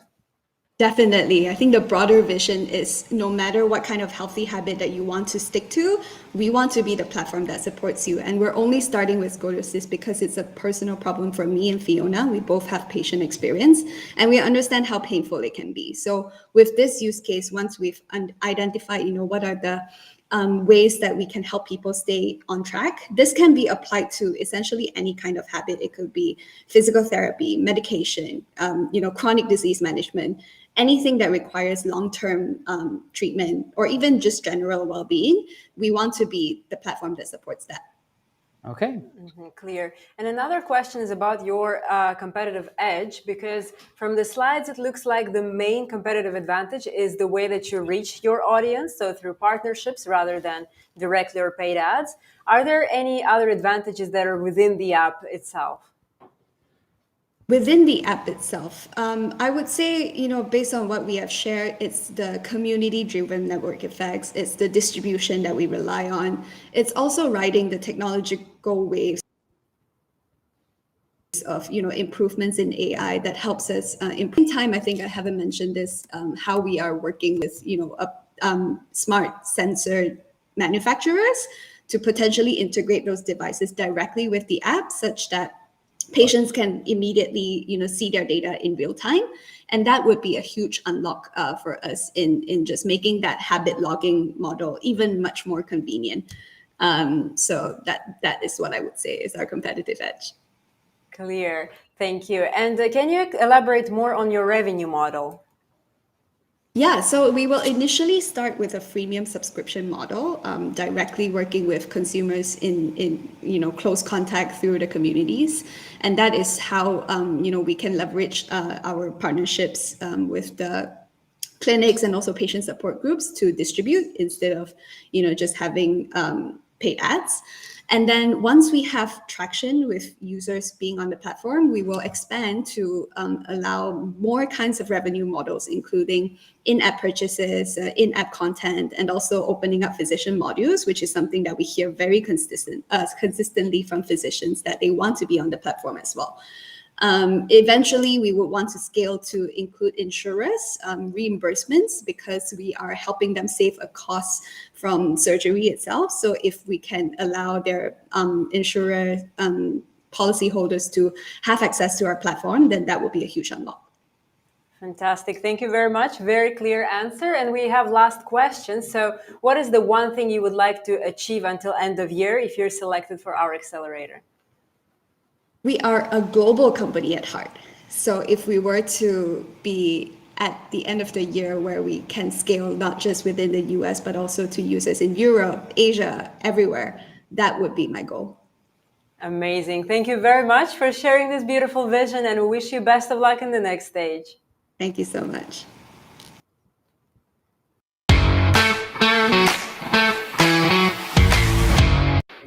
Well, we have our last startup for today and for the entire selection week, actually. So all the engagement goes to them. So they actually come from New York, and their vision is to change the telehealth industry. So let's welcome on our virtual stage the team of Orthonics and see exactly how they do that. Hello, hello. Hello. Thank you for introducing me. Hi, my name is Nicholas, and I'm from Orthonics. Well, we're very excited to have you with us today, and the slides are on. You have 3 minutes starting now. Best of luck. Perfect. Thank you. Hi, everyone. My name is Nicholas, and I'm from Orthonics. And at Orthonics, we are solving both a global and a personal problem for me, and that is delayed and fragmented healthcare. So let me tell you a little bit of stories that several years ago, I had a medical emergencies where I have to go to several doctors across several hospitals, requiring several medical tests. And throughout those process, I have to bring papers through different doctors for my medical documents. And that was a very frustrating experience. That process from all those doctors and medical procedures took me around 1 month, and it was not a great experience. So at Orthonics, we are trying to solve this by creating a personal electronic health record that is accessible anywhere, anytime, and on your phone. And so we are also coupling it with a medical AI. And the goal of this medical AI is to help you understand your health better. And so you might ask, what is the difference between Orthonics and the big players like Epic, Cerner, Apple Health Records, and Picnic Health? The difference is Orthonics is not locked behind a hospital system. So patients can upload their data, they can bring their data everywhere, and they can also understand their data with the help of our AI. And so we aim to serve everyone, but we know that Orthonics will benefit some groups of people in particular, like health-conscious individuals, tech-savvy users who uses something like Apple Health, and patients who need to visit multiple hospitals with different record systems. And to know that we are building the correct thing, we are running a pilot program with 5 full-time physicians and 10 patients. And our business model is to offer our platform for everyone with a free tier and obviously with premium features unlocked through subscriptions. Our teams of founders are me, myself. My name is Nicholas. I'm a full-time full-stack developer and I graduated from the University of Washington, computer science. And my co-founders is Jeremy, who is also my brother. He's an MD, PhD from Harvard Medical School and an orthopedic surgeon in NYU. Our close-term goal is to get HIPAA compliance because we know your data security is the utmost importance. And then we'll aim for US initial release, and we'll scale globally in the long term. And to do this, we will use our investments for regulatory approval process and product development, in particular, cybersecurity. We also are tackling UN SDGs, 3 of them, by building a healthcare infrastructure for everyone around the globe.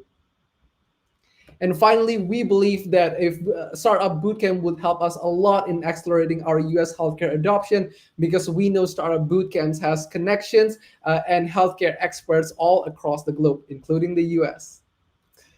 And finally, if any of you are interested in helping Orthonics bring equitable healthcare to the world, please visit us at www.orthonics.com. Well, thank you. Oh, no. Yeah, go for it. We already have so many questions, so we want to address them all. But first of all, thank you very much for your pitch. Thanks indeed. And I think your vision is that you wanted to be the AI doctor that exceeds human accuracy, right? So that's a very high, ambitious goal, and we love that. But you're also disrupting a industry that maybe is a bit more reluctant to saying, yeah, let's welcome change. So how do you go about that? How do you make sure that people are actually are able to use your new technology and are happy about it? Yes, so that's a great question, and the way we position ourselves is we are not positioning ourselves to replace something like Epic or Cerner, who are big players in the health industry, right? We are aiming to be the glue. So we are aiming to, if you want to go from one hospital who uses Epic to another hospital who uses Cerner, or maybe you're going abroad, right? We aim to be this glue where your medical data, you can bring it anywhere, and so you can show them to your doctors and show them, hey, this is what happened to me, this is what the treatment I got, and this is what the outcome was. So we position ourselves as the glue for that in the initial stages. Okay, and if you say you're targeting to become HIPAA certified, so how far are you from that certification? Because that's super important in the line of business that you're doing. Yeah, definitely. So we are in contact with lawyers who are helping us figure out what the technical details of HIPAA is. Now, obviously, we are in the process of implementing these technical requirements in our software, and so that will require a bit of time, roughly around 6 months approximately. And then from there, obviously, there's the process of auditing the code and then making sure that everything checks out. Okay. Mm-hmm. And another question from the audience. So your go-to-market plan includes both B2C, B2B. Can you tell a bit more which one you want to put more focus on? So what is your more longer-term vision? Yes. So our main focus is obviously B2C right now because we want to position ourselves as the glue to allow patients to upload their data. Now, in the long term, we do have an aspiration for B2B for direct integration with Epic. So if a patient approves of a doctor exporting their data from Epic to our platform, that would be our long-term aspiration. But our focus right now is B2C first. Perfect. That also addressed another question we had on the long-term strategy of integrating it into the system that hospitals already use. Perfect. And what do you think is your main challenge now, and how do you plan to overcome it? Yeah, so the main challenge that we are focusing right now is 2 things. The first thing is definitely the user experience. We want to make this as very simple as possible. We know that healthcare chart, especially from the physician side, can get very, very complicated. So our focus is really simplicity, right? Because the users are patients, and patients doesn't always understand everything medical. And so that's the first thing. And we do this by obviously running our pilot program that has been running for the past 6 months or so. And we will keep doing that until we feel very comfortable that our patients can use our platform intuitively. The other challenge, obviously, is regulatory approval.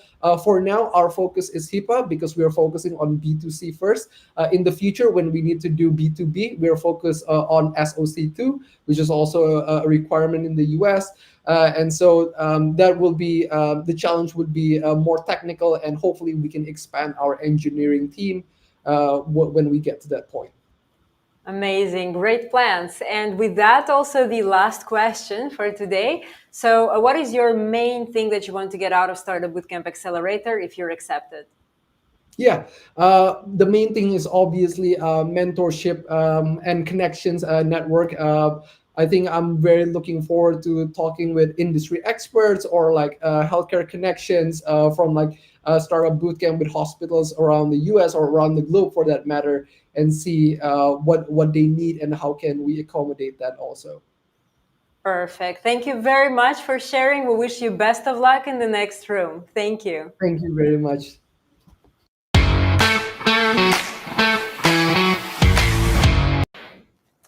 Wow. And with that, it's a wrap. And not only for today, but basically for the whole selection week. And a huge congratulations to the 20 teams who pitched today. And of course, also to the other 40 teams that were there over the 3 days.